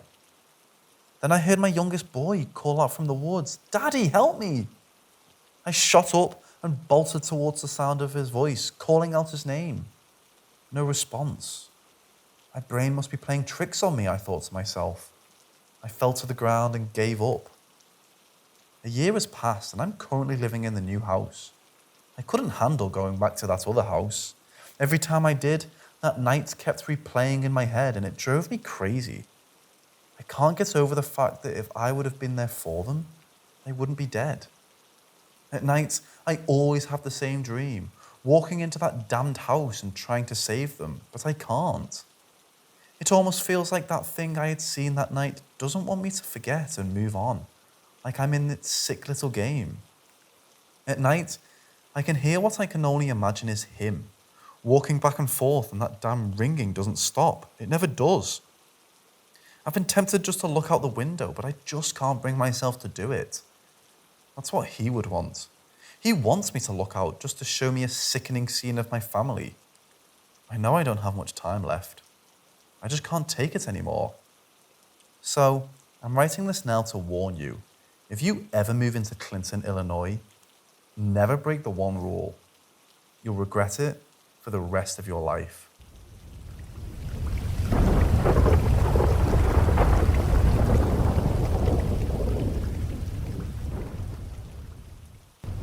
I was 6 when this happened, and it's still clear as day in my mind. I was sleeping with my mom, dad, and sister. We had this long body mirror in front of the bed. I woke up in the middle of the night, and I stared at the mirror, and I can't stress enough how real this was, but a lady came out of the damn mirror, slowly. I'm getting goosebumps writing about this. I couldn't see her face because it was covered with long hair and she was wearing a white dress, really similar to The Ring, but I haven't watched it at the time. And she was glowing. The reason why I still remember it was because she was literally so bright. She didn't emit any light to her surroundings, but it was on her, like an aura. She slowly walked from one end of the room and to the other, just going through the wall. I didn't scream, but I just hid in my blankets. I don't know why I didn't try to wake anyone up, but when morning came, I told my family and they believed me. Paranormal shit isn't an uncommon thing in our house, but that is the most memorable of my encounters. Today, I'll say that I don't believe in ghosts because I haven't seen one like that since. I only see movement from the corners of my eyes or black figures I'd think was a member of my family, but it just wasn't. But I don't really take that much into much deeper thought.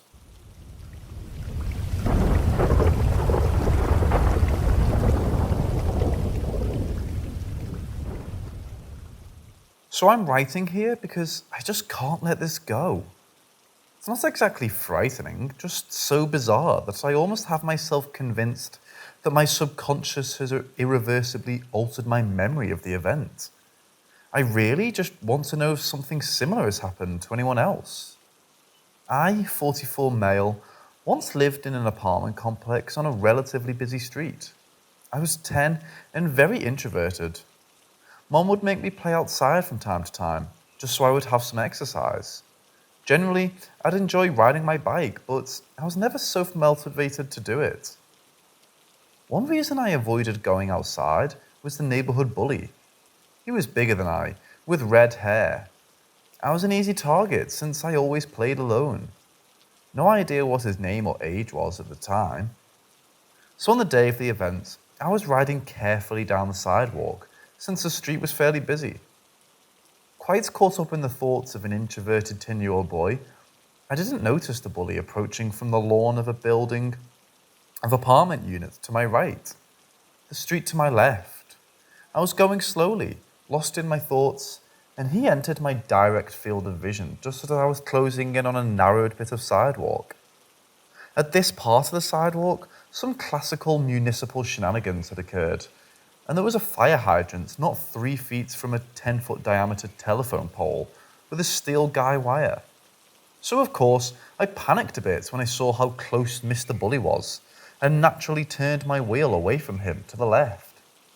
I'm sure this was the goal so that I would hit the fire hydrant or the pole and fall off my bike, ripe for a sound thrashing while prone. Then, the unexpected happened. With my forward momentum, I had already reached the fire hydrant. My front wheel was definitely at least 6 feet beyond the leading edges of it. Yet when I turned away from the bully, I went into the street.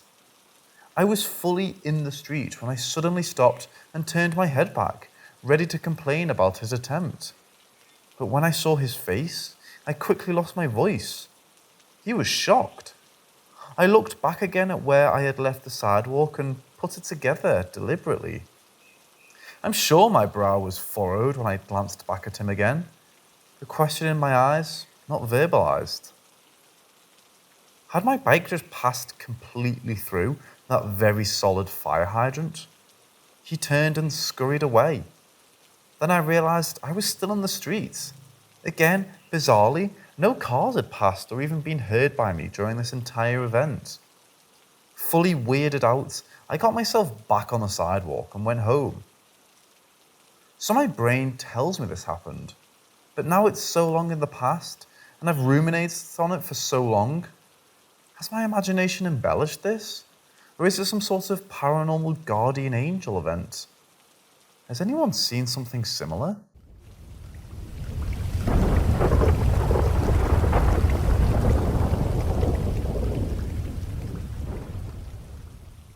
This happened in West Texas about a year ago. Last year there was a comet that was visible. I'm sure most of those in the US know what I'm talking about. I was a sophomore in high school when this happened, so I'm still probably the same maturity. But anyways, I wanted to go see the comet. My family, being my mom, stepdad, and 2 brothers at the time, and I work on a farm. It's all cotton, corn, and milo. So with this being a rural farming community, we're almost out in the sticks. Certainly a good drive from town. With the lack of city lights, we had the perfect view to see the comet. We would have all gone, but I stayed back with my brothers because they were 3 and 1. And it was about 10:30, so if they woke up by chance, someone had to be home. To make a long story short, we go to the field, take out the binoculars, and have a good time. When we got home, I trade with my mom and I go to view. We were gone for about 20 minutes, so nothing unnatural. But as we were driving to a field we call the canal, we saw this huge fireball in the sky. It hovered in a constant state, but it would sometimes move closer then back away. I'm not sure how to explain it, but that it stayed the same size? Like, I could visibly tell it came closer then backed off, but it was the same size. Also described it similar to the sun. That it stayed for about 5 minutes, then just disappeared. Like, blink, gone. With this being a rural farming community, there were no oil fields here. Strictly cotton, as it was the season. While we can see the city lights from where we live, it was the opposite direction. The road goes north and south, and the fireball was due east, the city being west. We all together spent about half an hour researching. I googled fireball in sky. My stepdad looked up anything local in the news, like an explosion or something. And my mom checked Facebook, but no one else had seen it. Or at least, there were no other posts about it. We still bring it up now and then, but as far as we know, nothing ever came of it. If anyone wants to do some digging, I'll PM the area this happened in. But yeah, as far as I know, we have no answer to what this could be. My history teacher swears to God he saw a UFO around that time, within the week. But I'm not saying it was or wasn't a UFO because I don't know myself. The only thing I've ever found similar was when I was watching some paranormal TV show about UFOs, and they mentioned a bright fireball in the sky. But yeah, that's it.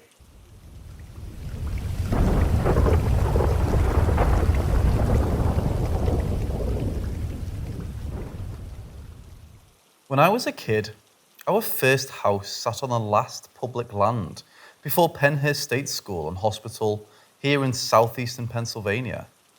As I grew up, the past of Penhurst always interested me, and that started my love of everything paranormal. My wife and I met when we were teens and have been together for more than 20 years now. One night, just after we'd met, we were driving around looking for a place to park and make out as kids did. It was a late night in winter and it just snowed. We were driving through a small section of woods near our hometown. I made a slight right turn to go up a hill, hit a patch of snow and ice, and slid onto the shoulder of the road. The car wouldn't move.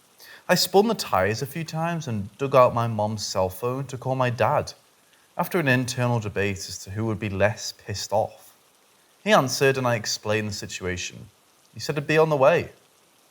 I tried everything I knew how to do, turning tires, having my wife press the gas while I pushed. Nothing worked. I remember sitting in the car with the windows down in the silence of the night. A dog started barking and it sounded way too big and way too close. There was a house in the distance and we started freaking out with all kinds of imagined threats. I remember being truly scared. Suddenly, an engine sounded in the distance. I looked in the rear view mirror and 5 or 6 snowmobiles pulled up behind us. I got out of the car and one of the riders walked up to me. He didn't take off his helmet or raise his visor. He asked if we needed help. I said yes. He and a few others pushed the car as I worked the gas and they were able to get it back on the road. I thanked them. They hopped back on the snowmobiles and continued on their way. I spun the car in a tight circle and we made our way down the hill. As we turned to go home, I stopped the car under a streetlight. The snow was fresh and untouched. I got out and walked around for a moment. I had just watched a crew of snowmobiles shoot down that road, listen to their engines and fade away in the night. There were no tracks, no sign of anything besides us out there. It is one event that I still remember to this day. It's not as dark or freaky as things can be, but it was a cool experience and one I'll tell my kids about when they get old enough to understand.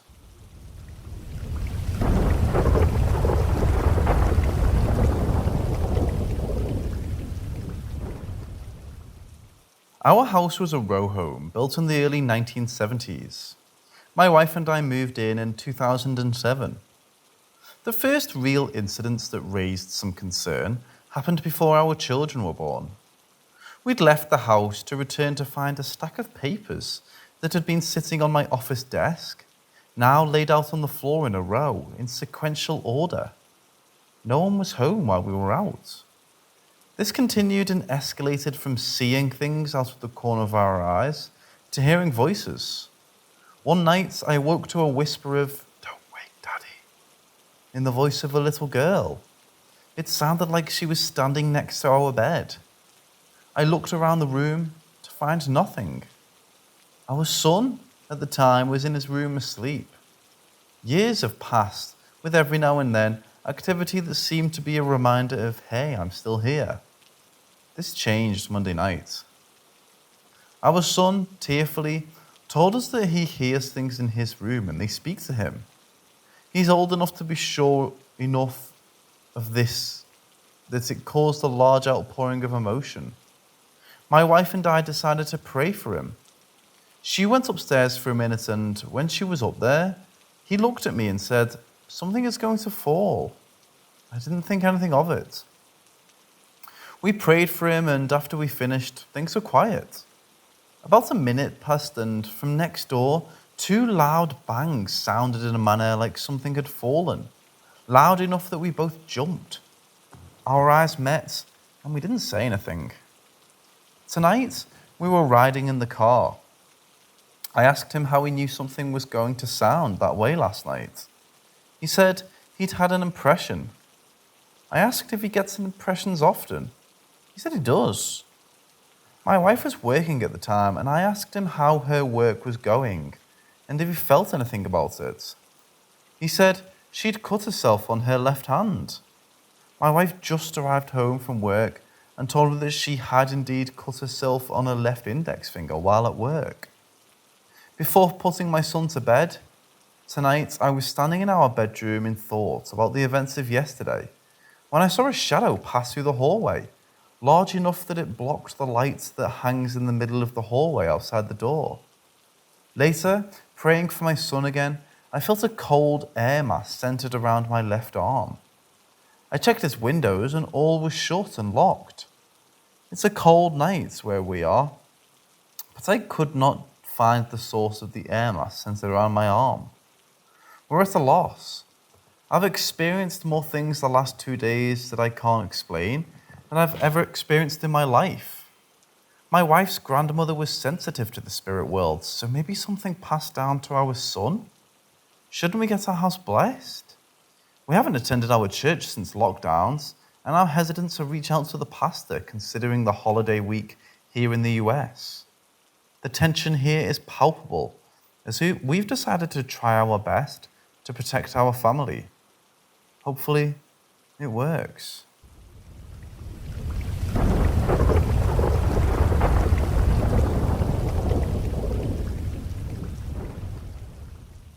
So to provide a quick background, our house has always had weird vibes to it.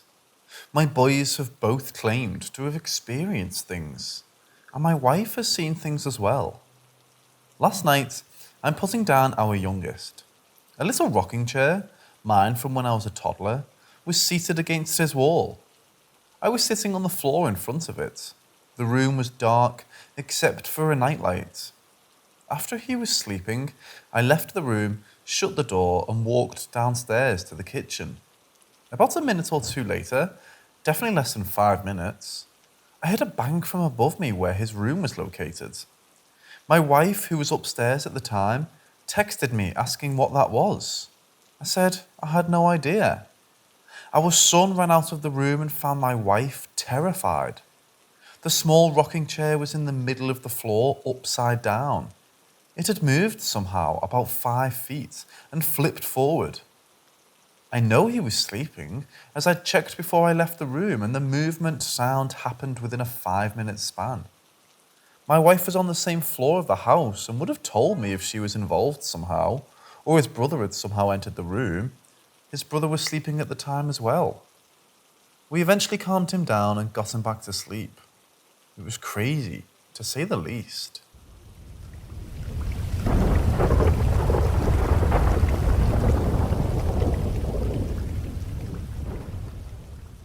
This happened several months ago. My wife and I have an 18-month-old daughter. She's our first baby, besides a miscarriage. Our daughter was somewhere around a year old. She was, or is at an age, with lots of toys around the house. We know them all and the sounds they make multiple times a day.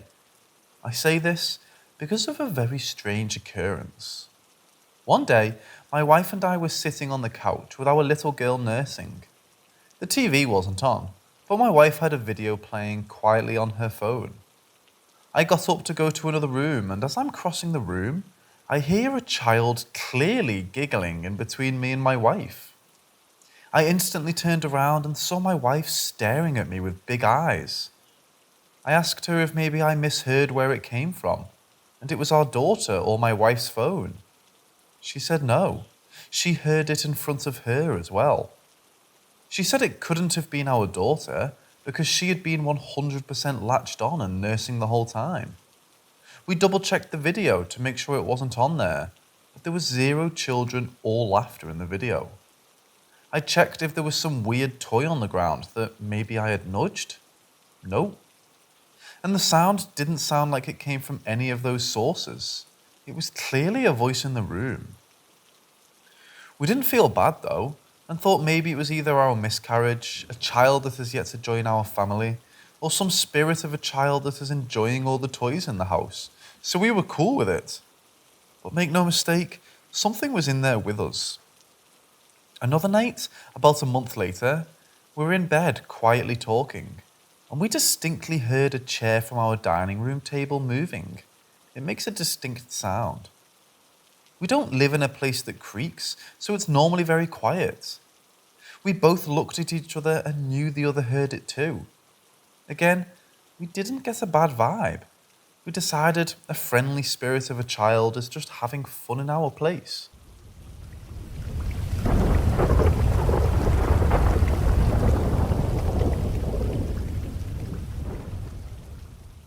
This house was haunted and I know it. It was said that the owner before died in the house. Some of the neighbours said by suicide, not confirmed. I would always feel uneasy when I was alone. You would hear footsteps like someone wearing high heels or a figure in the corner of your eye. I do remember sleeping in the living room and waking up at 2 a.m, like the feeling of being watched. Then, while I was under the covers, I would hear light footsteps coming towards and stopping above me. Then I would ever so slightly hear my name right next to my ear. I would get a lot of night terrors and sleep paralysis. I remember once I opened my eyes and I couldn't move or talk. I remember looking over and seeing my brother watching TV. I was trying to get his attention, but I couldn't. I guess he heard me murmuring and saw that my eyes were open. He started calling my name and I started praying, and a few seconds later, I could start talking and moving. I asked him if he saw what happened. He said, yeah, a dead person was on top of you. A chill went down my spine. That house was bulldozed and doesn't exist anymore. If you want to know about other things that happened in that house, let me know.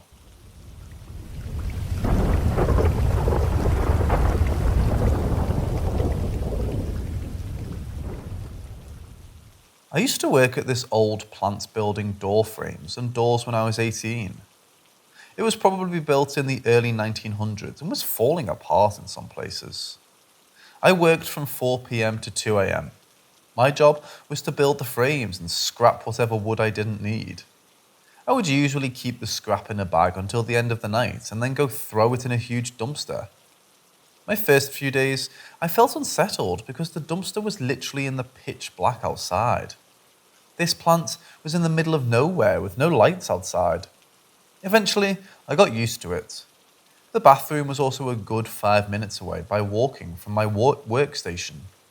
One night, I needed to use the restroom and made my way over there, and while I almost reached the bathroom, I heard a very high-pitched yell from behind me. The hairs on the back of my neck stood up, and I looked behind me to see something white turning the corner where my work area is, and I ignored it, thinking it was the security guard. I used the bathroom and come out and go back to work. I asked my lead man if he heard a scream and if anyone came down here.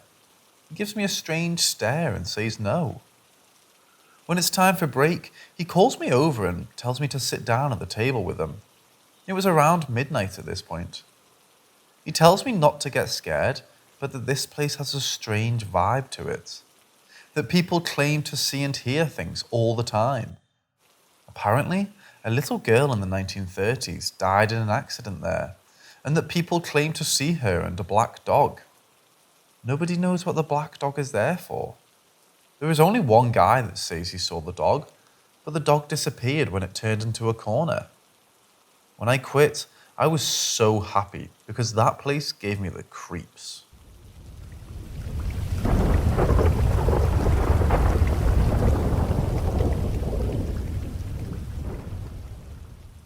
I was born in the USA, but I used to visit Mexico often pre-COVID. Probably twice a year as a kid and once a year when I started living on my own. This was my first experience when I went. I was around 9. If you're not aware, some places in Mexico are enchanted or plain out haunted. I was staying with my uncle at the time in the country. Country meaning a lot of houses do not have electricity and the nights can get pitch black. Even though my life was padded in the US, it was still neat to see how my uncle lived. My mom and siblings came, but I chose to stay with my uncles that time because I was close to them. They owned a farm that was in the middle of nowhere. They had electricity but would try not to use it. They had a barn with a huge cornfield. I remember this day like it was yesterday. I helped my uncle to do chores around the farm, feed the animals mainly while he did the heavier work. We went inside before sundown, ate and went to bed. I remember waking up in the middle of the night and checking my wristwatch. It was almost 3 a.m. I don't know what woke me up, but I looked around and saw a shadow figure by the window looking out. Now I'm shitting bricks, and I quietly call out to my uncle. We were sleeping in the same room. He quickly shushed. I stopped talking, and it went eerily quiet. Not a bug or bird making a noise. That's when I heard it. It sounded like a baby crying, but it sounded very far away. It gave me the chills. He went to get his brother, my other uncle. He told me to come on and grabbed his shotgun and his dog. Told me to hold a flashlight and to hold his dog's leash, and we went outside to see where the crying was coming from. We waited, and we heard the crying coming from the cornfield. I looked at my uncles, and they both looked scared. They decided to go investigate and brought me along. I was terrified the farther we went into that cornfield. They originally thought it was a fox or coyote, but they said that they know that they sound like, and they said this sounded like a human child. Now we were hearing the crying constantly. Every time we went farther in, the crying would sound farther and farther in. This field was huge, so we were maybe a quarter mile in, and my older uncle said he felt something in his gut, that something was wrong, and we needed to get out of here immediately. He said to run with the dog, and the dog will lead you home, but to shine the flashlight behind you. Then they could follow. As soon as I took off the run, the crying got super loud and sounded so close. I ran, and I reached the farm pretty fast. My uncles did too, and we got inside and boarded up the house. They stayed up till sunrise. I asked them, what was that? My older uncle stammered and said he didn't know, but something was trying to lure us in there.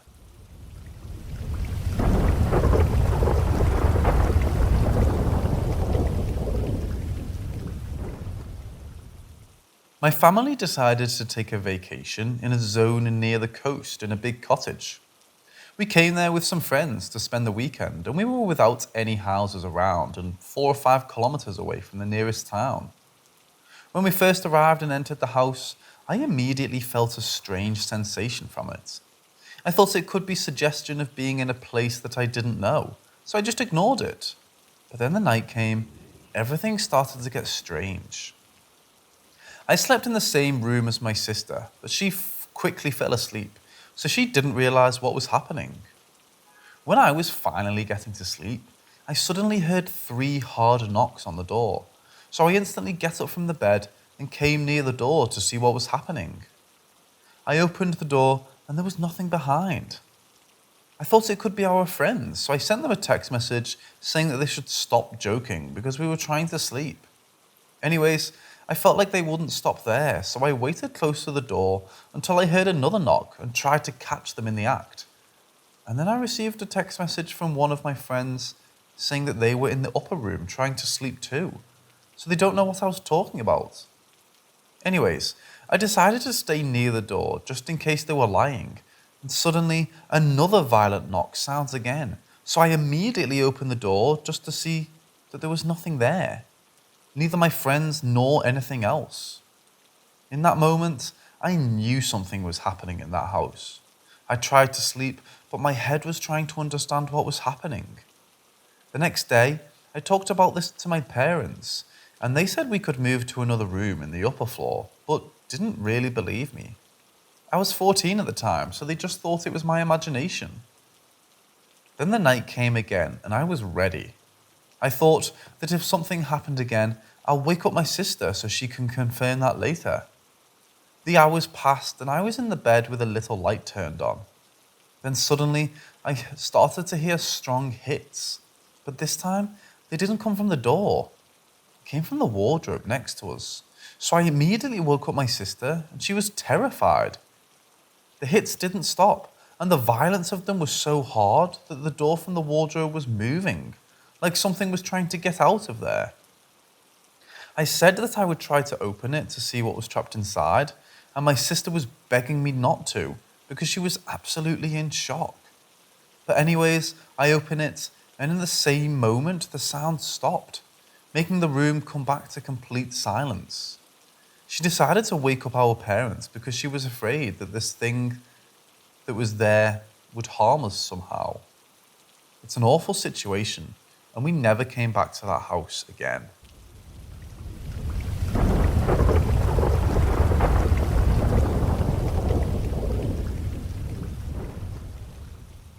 To paint the picture, I was probably 18 or 19 years old at the time, living in my parents' house.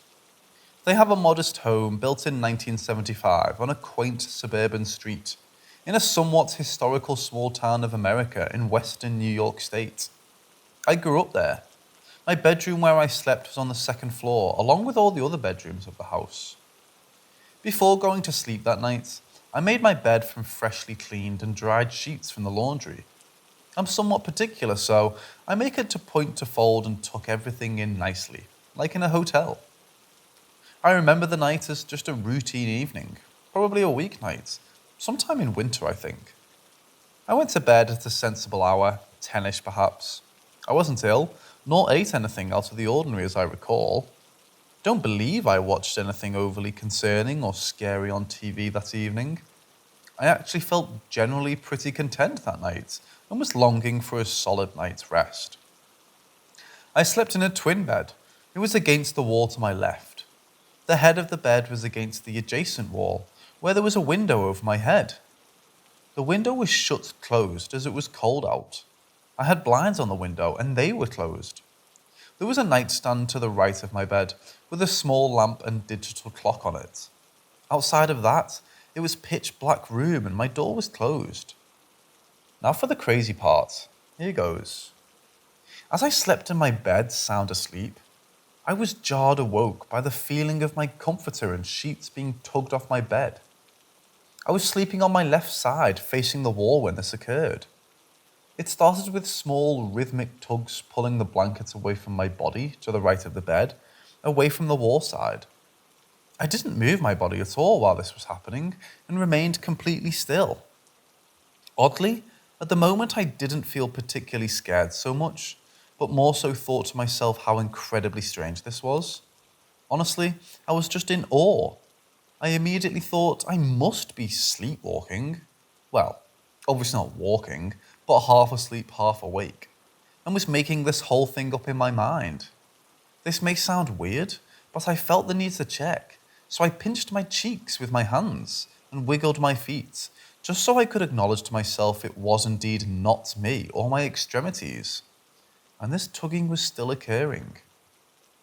I remember noting that I heard no sounds of breathing, moaning, or growling, as I had a hunch in the moment that perhaps our family dog somehow got trapped in the room and was trying to wake me up because she had to go out. At this point in time, several seconds had transpired and the tugging was becoming more and more deliberate and stronger. I know for a fact I'm wide awake and it isn't me causing this. The tugging was so violent, I guess you could say, that it is pulling my tucked in sheets from under out the edges of the bed.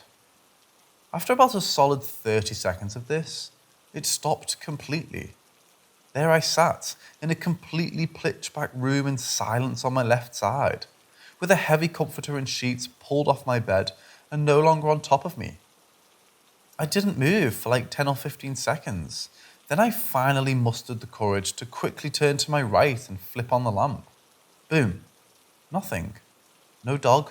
Door closed. Window closed. I was left uncovered.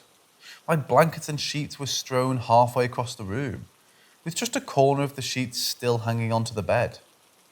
I checked under my bed for any sign of animal activity. At this point, my mind was going pretty wild with possibilities. Maybe a wild animal got in or something. Empty. I checked outside my room and found my parents asleep with their door closed. I checked the clock. It was around midnight. I sat up in my bed for like an hour, rocking back and forth, contemplating what I had just experienced and what could have caused this. I had no ideas. I wondered if I should have awoken my parents, but I just thought my dad would be rolling his eyes and tell me to go back to bed, lol. Weirdly, I felt kind of excited to have been a part of something like that, and I just remember feeling I experienced something otherworldly, ghostly perhaps. To conclude, it was the single most unusual occurrence of my life. My parents live in the same house as of today. Whereas I remember small oddities growing up there, I never experienced, nor they and my brother, anything like that before then, or since then. I don't believe the house ever had a death in it before, but I could be wrong. The last bit of info I will mention is the land in which the housing development was built on was excavated for Native American Iroquois artifacts several times. And from my understanding, it may have been a burial ground at one point, hundreds of years ago.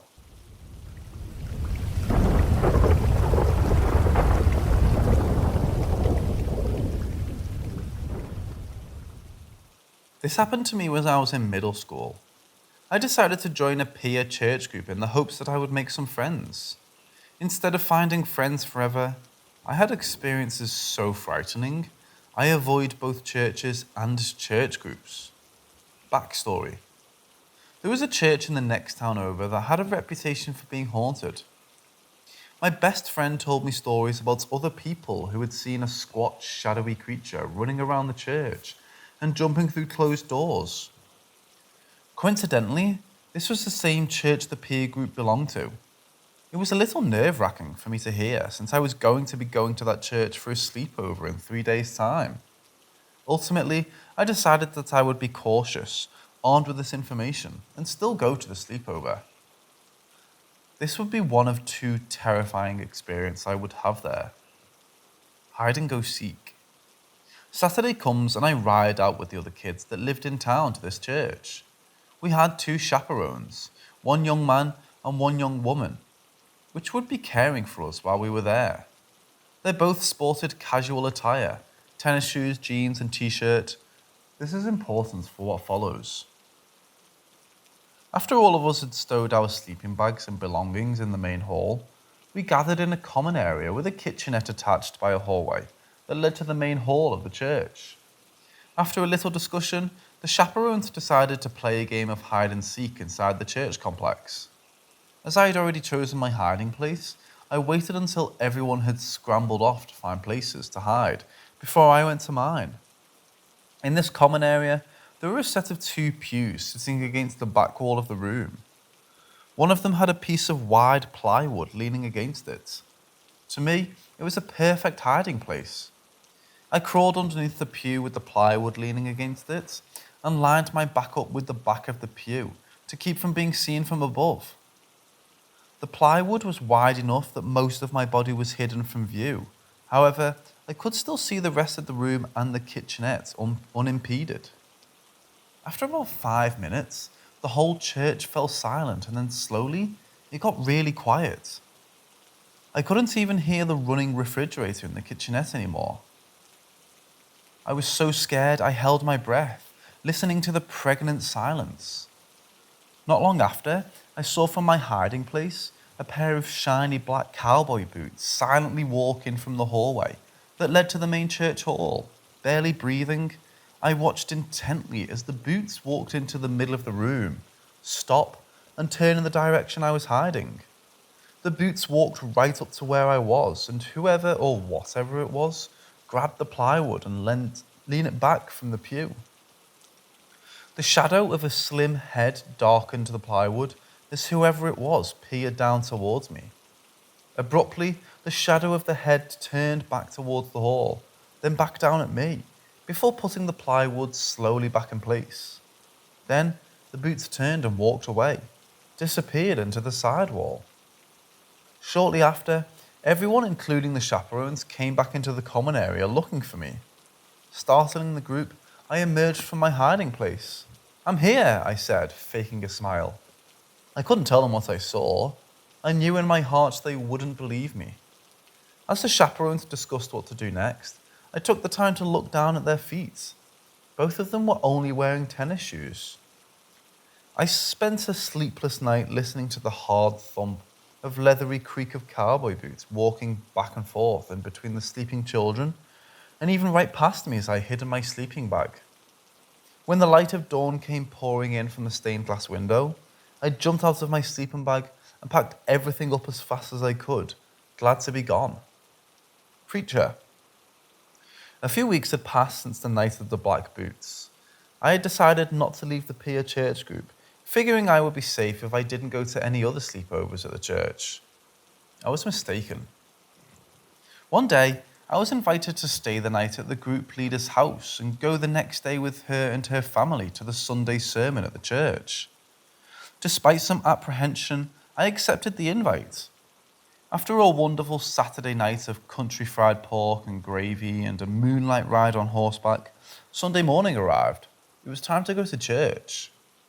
Her 2 kids, as well as myself, were herded into the main hall and into a row of pews close to the days where the preacher would be delivering his sermon. All 3 of us kids, still sleeping from the previous night, were quick to fall asleep to the sound of the preacher's almost monotone voice. As soon as his sermon was over and he stepped down to shake hands with the various parishioners, I was suddenly awake. Instinctively, I looked around until my eyes fell on the preacher. Something was wrong with him, just plain wrong. I ducked into the crowd, aiming for the back of the church. When I looked back halfway to the other side of the room, I realized that he was following me with each hand he shook, his milky white eyes like that of a corpse staring at me. Finally, I had made it to the back pews by the wall, scrambling underneath one and huddling behind it. I peered carefully over the top of the pew. He was still creeping closer and closer, his wrinkled face now being a wide, triumphant smile. He knew I was trapped. Just as he thought the crowd of parishioners and was heading straight at me, a tall man with short brown hair, wearing blue jeans and a white shirt segmented by blue lines, stands directly in front of where I'm going. Peering from the edge of his blue jeans, I watched as a smile fell from the preacher's lips as he looked his dead eyes with the man. An agonizing moment passed as they regarded each other before they carefully shook hands. With one more glance down at me, the preacher turned to his right, walked away, and back into the crowd. As I breathed a sigh of relief, the man in jeans leaned over and quietly told me, "Get out of here and never come back." Then he also turned in the same direction and disappeared too into the crowd. I ran outside as fast as I could, breathing hard from fear. I waited as far away as I could from the church for the peer group leader and her family to come out and take me home. The next day, I quit the group. Since that day, I have never set foot in that, nor any other church alone.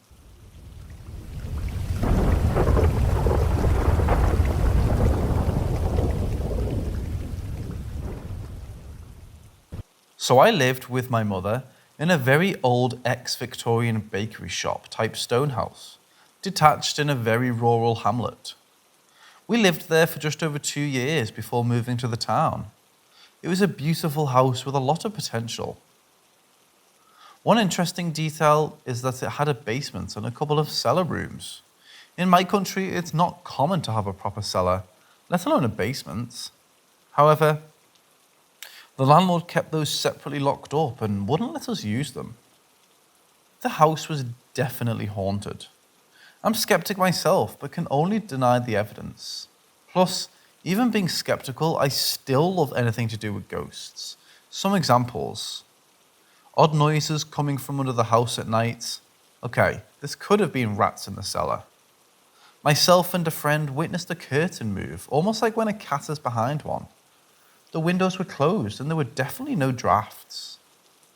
Things would sometimes seem to throw themselves off of the kitchen counters, like the kitchen roll which was stood at the back of the worktop suddenly taking a dive. The electrics would trip all the time, although could be normal for an old house. And one time the lights just clicked off, yet the fuse box hadn't even tripped this time. I went and just flipped the light switch back on. At night, there were definite sounds of movement out on the landing floorboards. There was once an unexplained cold spot over part of the sofa. I could literally put my hand in and out of it, and there were no drafts. The wall between mine and my mother's room was wooden. One night I heard her knock. I thought she was messing around, so I knocked back. And then she also knocked back again. I questioned her about it after, and she said she didn't do such thing. I always felt a calm yet sad female presence in the house. When home alone, I never felt alone. One night, I woke suddenly because I thought my mom had come through my bedroom door. I immediately witnessed a middle-aged, thin brunette lady up at my face looking at me curiously. When she realized I had awoken, she looked nervous, backed away, and literally faded into nothing. It was like I had spooked her. I'm skeptical about this though, as it could have been a hypnomorphic hallucination. After experiencing all of these ongoing occurrences for quite some time, we found out from a local friend of the landlord that his wife had died in the house. So it's not even like we knew about the death and noticed these things after. This really amazed us and validated our thoughts about the house. I actually used to lay in bed sometimes and talk out loud to the spirit. I thought maybe there. I felt she was lonely and sad that her family had moved on. One day, me and my mother managed to sneak into a cellar room, and there were lots of really old bottles and jars, still filled with things. Not sure what, wine and preserves maybe? But the odd thing was this hole in the ground, like a little well of water about a foot in diameter. I've watched a few paranormal shows, and a lot of these haunted properties have wells or holes with them, under them which seem to act as a portal. The issue I'm having now is that I'm being very intensely drawn back to the house. I dream about it all the time. The dreams always include spirits and are sometimes full-on nightmares, yet other times just spooky. After these dreams, I am always feeling desperate to reconnect with the house, like I need to go back there. I even search the real estate sites for it regularly, just to see it again and get any news on the property. My longing for this house is driving me mad. I sometimes feel like jumping in my car and driving the 130 miles away just to go see it.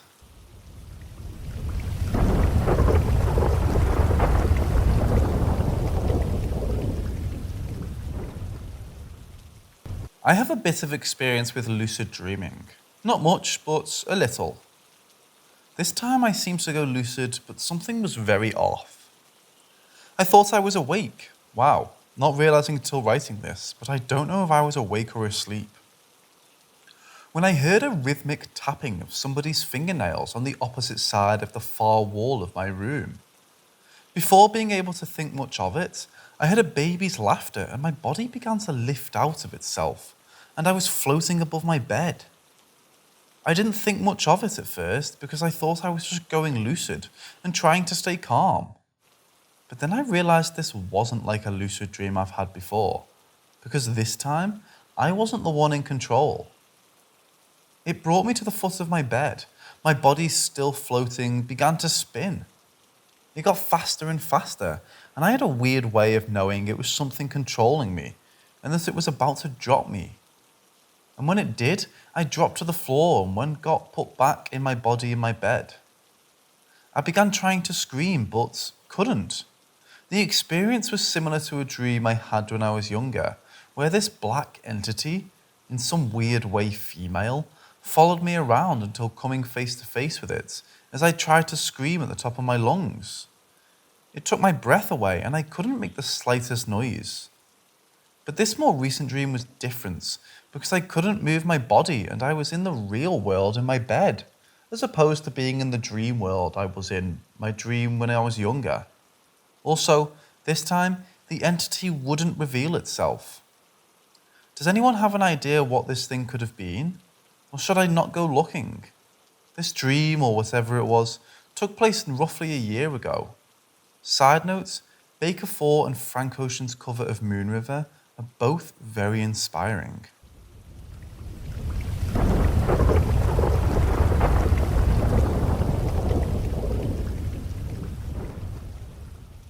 I dreamt of my grandma for a full year after she passed away. Sounds far-fetched, right? Yeah, I'd find that hard to believe, but I dreamt of her every single night for a full year. In those dreams, we would always have conversations, and I could never remember what we talked about. It was always vague, and I always woke up extremely sad. My very last dream was the most vivid dream. It was a sunny day, and I remember walking towards the back of my grandparents' house, where the clothesline and fruit trees were.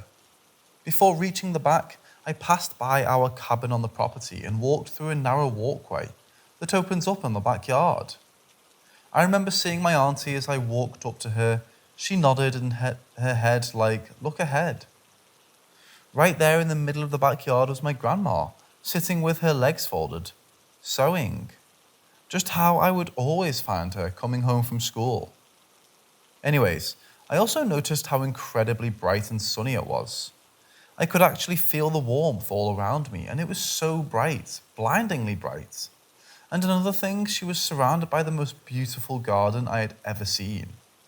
I remember the colours being so vivid, the greenery just surrounded her. She looked at peace, and I truly believe she was in heaven. I remember feeling so much sorrow. I had a million things I wanted to say to her because I knew that this was not real. But all I could manage with tears running down my face was, "She misses you, you know." She replied, "I know, I miss her too." Then she said, "You have to let me go." For context, we were talking about my baby, her favourite and closest great-grandchild. I woke up after that and realised I had been crying in my sleep. The sorrow was so overwhelming, I didn't stop crying for a while. Deep down in my heart, I know that that was a goodbye from her. I never dreamt of her again for a long time. That was the only conversation in all my dreams I remember word for word. I know 100% without a doubt she was telling me to let her go and goodbye. I kept meaning to ask my auntie if we shared the same dream. Whenever I think to bring it up, it slips my mind.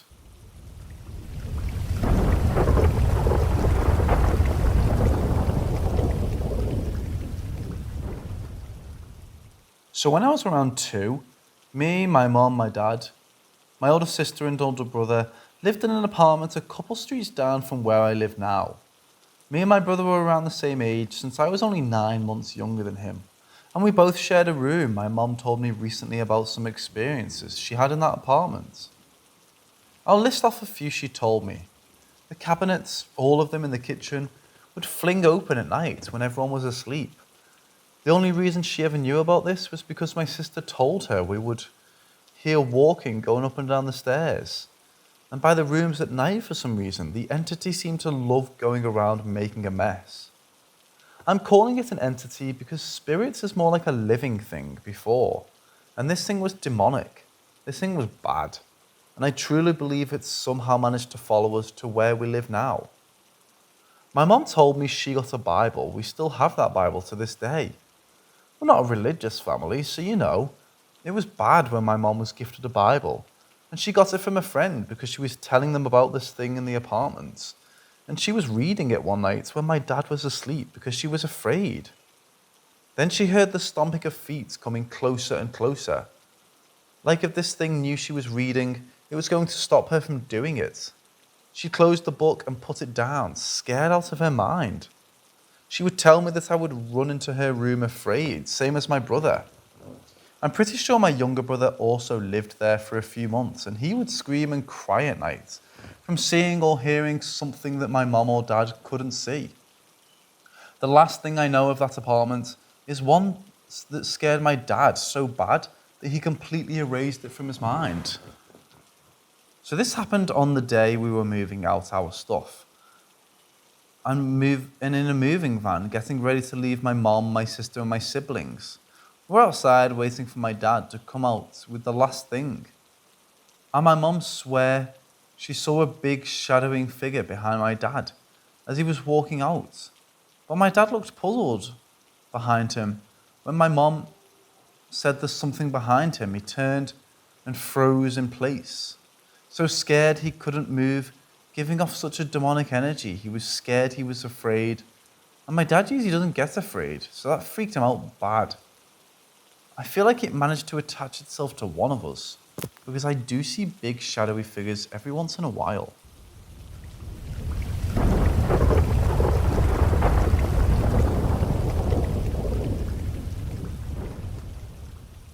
Now this happened when I was around 11 or 12. It was after my mom's wedding.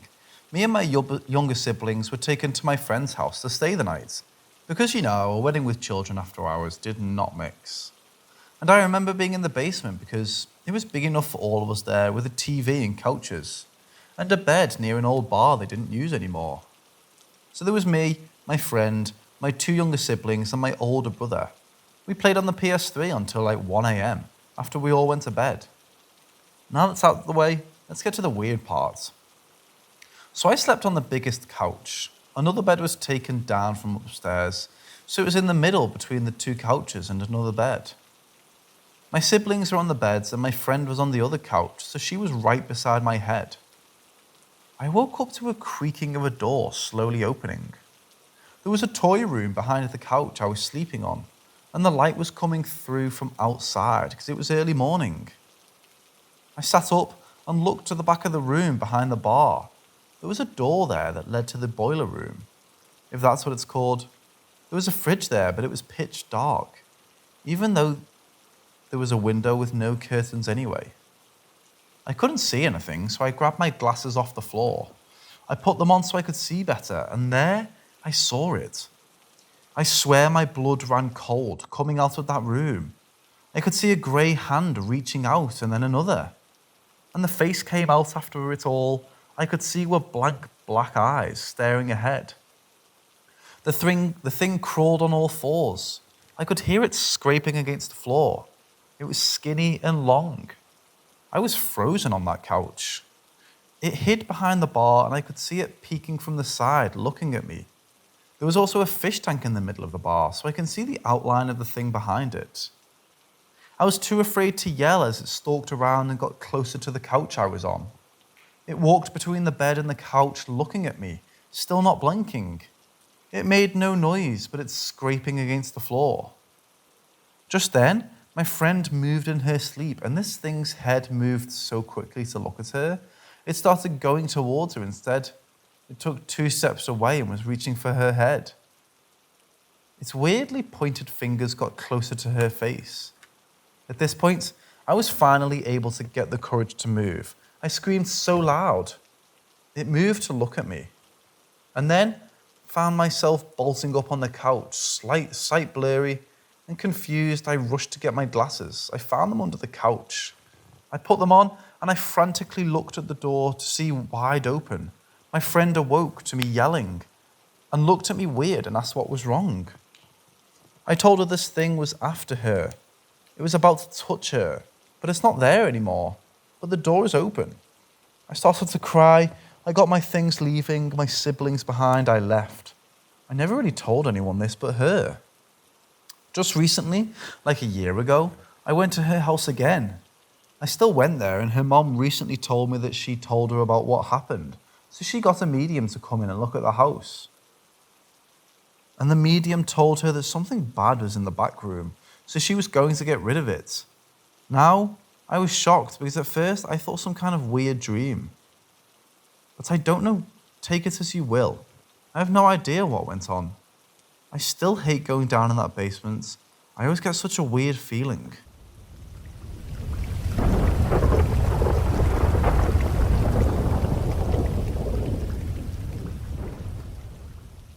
So this is a story from a couple of years ago. I've heard this from mouth to mouth because this kind of news spreads like wildfire. At first, I thought it was just a rumour, but one of my friends actually went to the couple's house to confirm this. Turns out, the rumours are true. There's a married couple near where I live. The wife had been pregnant for 7 or 8 months. One day, the wife woke up with her baby gone. Like literally her bulging belly was now deflated. Could it be that she had a premature birth while she slept? No, there's no trace of the baby. They went to the hospital to check with ultrasound. No baby. Doctors are baffled and didn't believe her. They thought the cable lied about her pregnancy. The couple still have their pink slips. The slips they gave you every time you check your pregnancy test to track the baby's growth as proof. They didn't lie about her pregnancy. This is the first time I've heard about this happening. I checked on Google, and apparently this was not an isolated incident. Apparently there's an urban legend about a ghost, spirit, demon or whatever that feasts on unborn babies straight from the womb. Creeped me the fuck out. Has anyone heard about this happening in their country?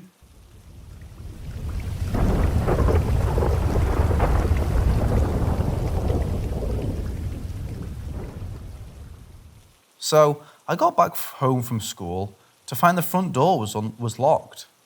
It was a mesh screen door, so I could see inside it and saw that a key is still attached from the other side.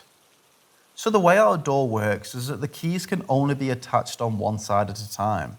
So if a key is still attached to one side of the door, you can't insert another key from the other side. So anyone who locked the door must have locked it from the inside and left the key there. Usually, our family always puts away the key after locking the door for the above reason. My family went out of town earlier in the morning, so I figured the only one home at the time was my grandpa. He's old and quite frail, so he rarely ever goes out. I thought he probably locked the door and went on to sleep or something, so I knocked, harder and harder while screaming to wake him up. He's hard of hearing. I kept trying that for about 15 to 20 minutes, but nothing. I'm starting to worry that something might have happened to my grandpa until he came up to our driveway. Turns out he'd been out to the mosque for afternoon prayer. I was stumped. Turns out there'd been nobody home. The kicker was, he did bring a spare key, but we can't use it since there's a key still attached on the other side. My grandpa was as stumped as I am since he left the house only for 30 minutes and brought a spare key with him. There's absolutely no way to lock the door from outside and somehow leave the key on the inside. And there's absolutely no way my gramps could have locked it from the outside if there's still a key inside. The only way to lock it must have been from the inside. I ended up having to punch a hole through the door big enough for my arm to get in so I could turn the key from inside. So, you might be wondering, isn't there any other way my grandpa could have gotten out of the house other than the front door? Yes, the garage door. But to go through there, you have to go through 2 locked doors, both of which my grandma didn't have keys to. Otherwise, I wouldn't have had to break the door to begin with. The window is also out of the way since why would an old man go through the window of his own house? Not that it's possible. Anyway, since all of our windows are barred to prevent burglars from entering. The only plausible explanation is that my grandpa didn't lock the door, but the door lock accidentally triggered when he closed it. But this had never happened before, nor since, so I doubt it.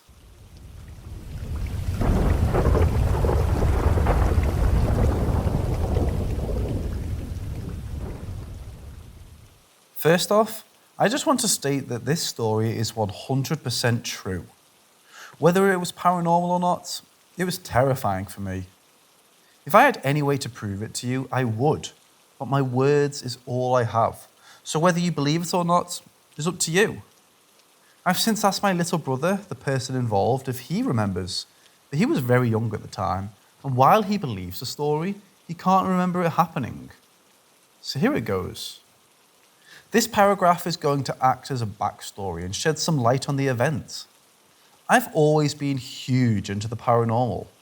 I grew up listening to family's ghost stories and watching ghost hunters and ghost adventures. I just loved the feeling of being creeped out. Me and my buddies at school would go into the library and act like we were ghost hunting, but nothing ever happened. And that was just it. Years went by and nothing ever happened. No shadows darting out of my peripherals, no seeing dead people, no moving objects. Hell, I've never even had sleep paralysis. All the things you always hear people experiencing, I just simply never have. I did once see a shadow drift by an opaque glass door when I was at my grandparents' home alone. But I put that down as reflection of a bird or something, as a window was right behind me. But for years, I called it a ghost because I still convinced myself I was a believer. I just wanted it to be real. Well, I was a believer, up until we moved house when I was around the age of 10. It was a slightly larger house, going from a bungalow to a 2-story, and was right across the road from the old house. So it should have been exciting. However, when my mother told me about the move, I started to tear up. Not because I would miss the old house, but because just a year or so before, Davy, the older man who lived there before us, died of a heart attack in the snooker club bar across the road. His wife moved away after it happened. For a young boy who based half his life around the paranormal, I don't want to hear any part of them. But years went by and nothing. Just like I said before. That was until this night. I can't remember what age I was, or what age my little brother was, but I do remember he was very young. I was in my early teens, so I want to say I was 14, which would make my brother 3. But take that with a grain of salt. Anyway, he wanted to sleep in my room for the night. I agreed, because I'm just that cool. I had a small couch in my room, which he slept on. The couch was at the opposite end of the room from the door, facing the door, if that makes sense. So my brother was lying on his side, looking directly out of the door of my room, to the tiny hallway at the top of the stairs, then into his room just across from mine. My room door was open. I was leaning over him, and I was tucking him in, saying goodnight before the lights went off. And I vividly remember he was looking at something. I would never have noticed this, but it's just because of what happened next that made this forgettable detail so memorable. He says, word for word, "There's a man." I sort of froze for a second, even though I heard him clear as day. I just had to clarify. What? He gives a more detailed answer, again word for word. "There's a man walking inside our house." Those words are so clear in my memory. It's such an abnormal way to describe someone in your house. You don't say, "Oh yeah, I saw that dude, he was walking inside my house." It was as if there was something about this man. Whether it was the way he was moving, or a partial manifestation, or disfigurement in some way, I don't know. But "there's a man walking inside our house" was the only way my brother would describe what he saw. And when he did, I remember feeling instant chills. I literally had to just stay in that position for a second. It was so unreal. In a moment, over 10 years of TV shows and stories of encounters, I found myself at the heart of a supernatural experience. And although it didn't happen to me personally, being in the presence of a possible paranormal encounter is scary enough. I then pictured Davy, the man mentioned in the paragraph above, and knew it had to have been him. After a few seconds, I came to my senses, as if my brain just seized for a second, then thought, wait, you should probably turn around. When I did, guess what? Nothing. Hallucination? That's my guess. But the attention he was giving to the door when I was tucking him in, it was so genuine. And the abnormal way he described its movements, well, I just don't know. He was very, very young, so maybe that's just how he could word it. I do know one thing. There was never a man in there. For some reasons I don't wish to discuss, I ended up the man of the house over the years. Just in case you thought it might have been my little brother's dad. Because of circumstances, we wanted nothing to do with him. If it was a ghost, I don't know who it was. But maybe it was Davy, checking on his old home.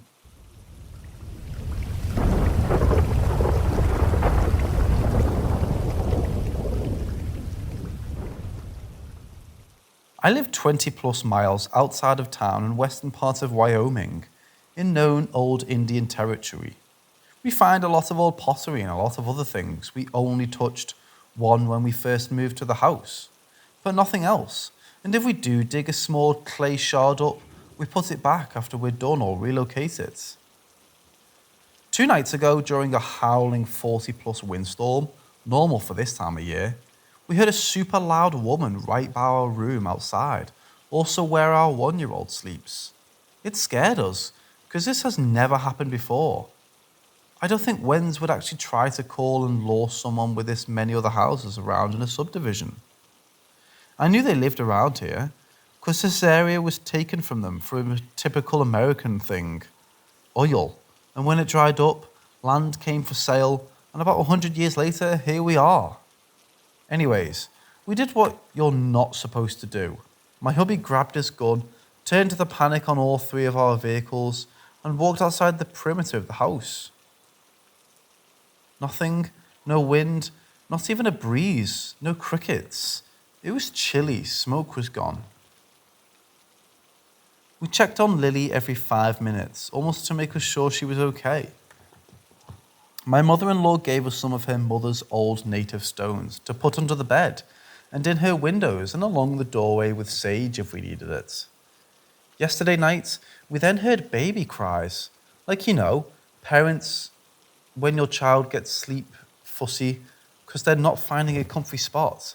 We heard it all night, sometimes non-stop, and I was right by my daughter's side in her crib, losing it. I was tired of the sounds and just praying they would stop. Then 5 a.m. this morning, my husband left for work. I knew he was gone because I heard the door side by the garage lock and him struggle to get his work truck to start. And I heard his hydrogen tanks and shovels clang together. I got up, used the restroom, and did my pregnant stretches before climbing back in. That's when I heard another lure of a voice, like my hubby's again, by our room outside, super windy. Hello? Sleepy part of me almost talked back, but my consciousness held it back. I know to never talk, never give permission to enter the home, to never say anyone's names or mine to them, never go outside, and if I am seen by one, eye contact, no words, back away, slowly into the house and haul arse to those stones and put that Indian blanket on my girl that my mother-in-law got from her best friend, an old reservation medicine man. What the written note said was it's to protect the innocents from evil spirits and call the good. I know I can't get rid of the Wen, because this is its land, not mine. But is there anything I can do to keep it from getting close or even ballsy this winter and attack my husband when he's going to work? I can't really get him to wear anything that isn't his compass necklace and wedding ring. He doesn't believe in that stuff, or maybe he does, and he just doesn't like to think of it. I'm pretty sure if it's a necklace, I'll just say I got this for you. I want you to wear it, to always have me with you and to keep you safe. He does a lot of stuff like that. Even if he hangs it on his rearview mirror, I'd still be happy.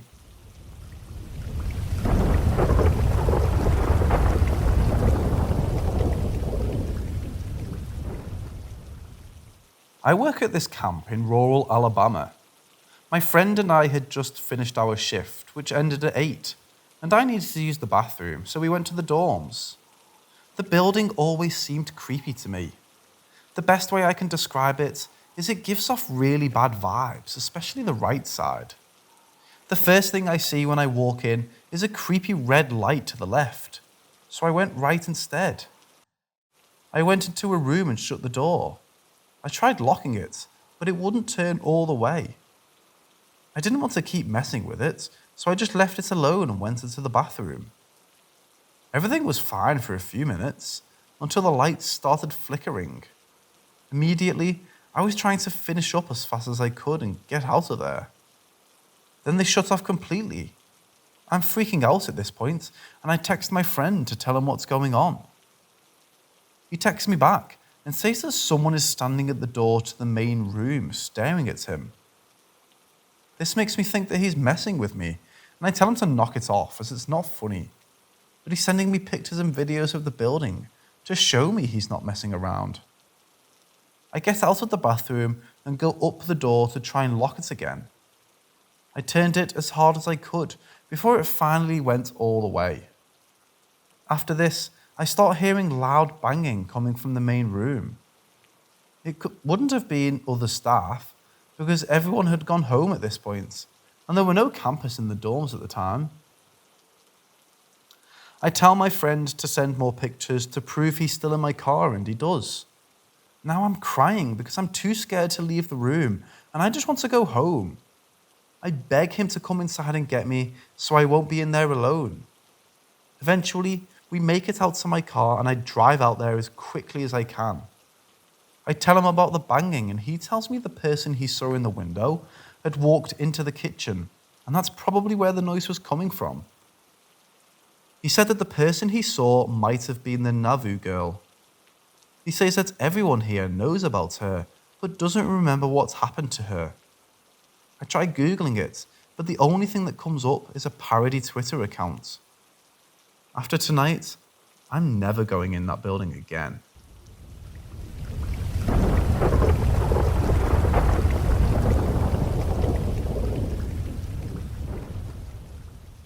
My brother had 3 of his friends over at our old place, and they were watching a ghost movie. Dunno what, and they went to go and get some snacks from within the pantry, which was of course in the kitchen. Although connected to the kitchen was the stairwell to the lower level of our place, where a store is located, and below the store is our basement with our laundry machine. I had mentioned in my other story that the people that had owned the store were doing illegal things which conjured a ton of negative energy, which led to spirits inhabiting our house. Back to the story. My brother had mentioned that there were spirits in the house, which caused one of the friends, we'll call him Germ, to act all tough like he supposedly always does. It resulted in him opening the door and openly taunting the demons downstairs to go and fight him, to which he was surprised when he heard something large sprinting up the stairwell. Germ slammed the door and deadbolted it shut as the demon started to pound on the door, causing the door frame itself to rattle in place. My brother called him an idiot afterwards, and then proved that he too is an idiot by playing with a homemade version of a Ouija board, and him and his 3 stooges began to talk with one of the friendly spirits within the upper part of the building.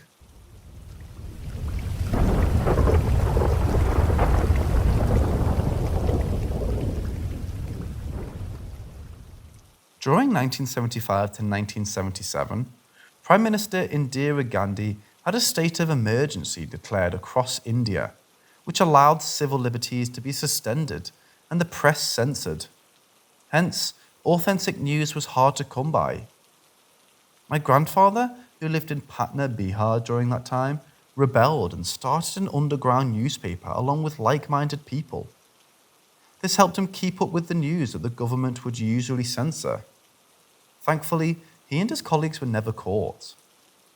One of the worst human rights violations that happened during this phase was a mass forced sterilization campaign spearheaded by Sanjay Gandhi, the Prime Minister's son. Hospitals had been allotted quotas on the number of compulsory sterilizations they had to perform every day, and needless to say, found a shortage of consenting men after a while. To avoid the wrath of the government, they started picking up homeless people from the streets and performed forced sterilizations on them. My grandfather interviewed such people, a majority of whom claimed they were sleeping on the street, and woke up the next day with nurtured genitals and a hospital receipt in their pocket. Now, in their indiscriminate abduction spree, The hospital staff once picked up a sadhu, a Hindu saint, who was sleeping under a banyan tree and forcibly sterilized him. To give context, sadhus are renunciate saints who are celibate. They are said to be close to God and have mystic powers, at least the genuine ones. Also, their customs include never cutting their hair, where the spiritual powers are said to reside. Hence, what happened to the sadhu can be considered extremely disrespectful. He was extremely agitated when he met my grandfather, and in his anger broke a hair from his head, threw it on the ground and thundered, "I swear upon my worship of Lord Ram, the Hindu deity. If I have even an iota of his blessings upon me, no one from the Gandhi family will die a natural death. As a proof of my powers, anyone who opens the book Ramacharitamanus, a holy book dealing with the Lord Ram's journey, today will find the hair I just threw inside it." My grandfather was incredulous regarding the sadhu's claim, but went home to have a look inside an early edition of Gita Press published Ramacharitamanus, kept at his home. To his astonishment, he found a single curled up hair strand on the first page of the book. But still, the sadhu's claim of putting a generational curse on the Gandhi family seemed far-fetched to him. As the years passed by, the sadhu's prediction came true.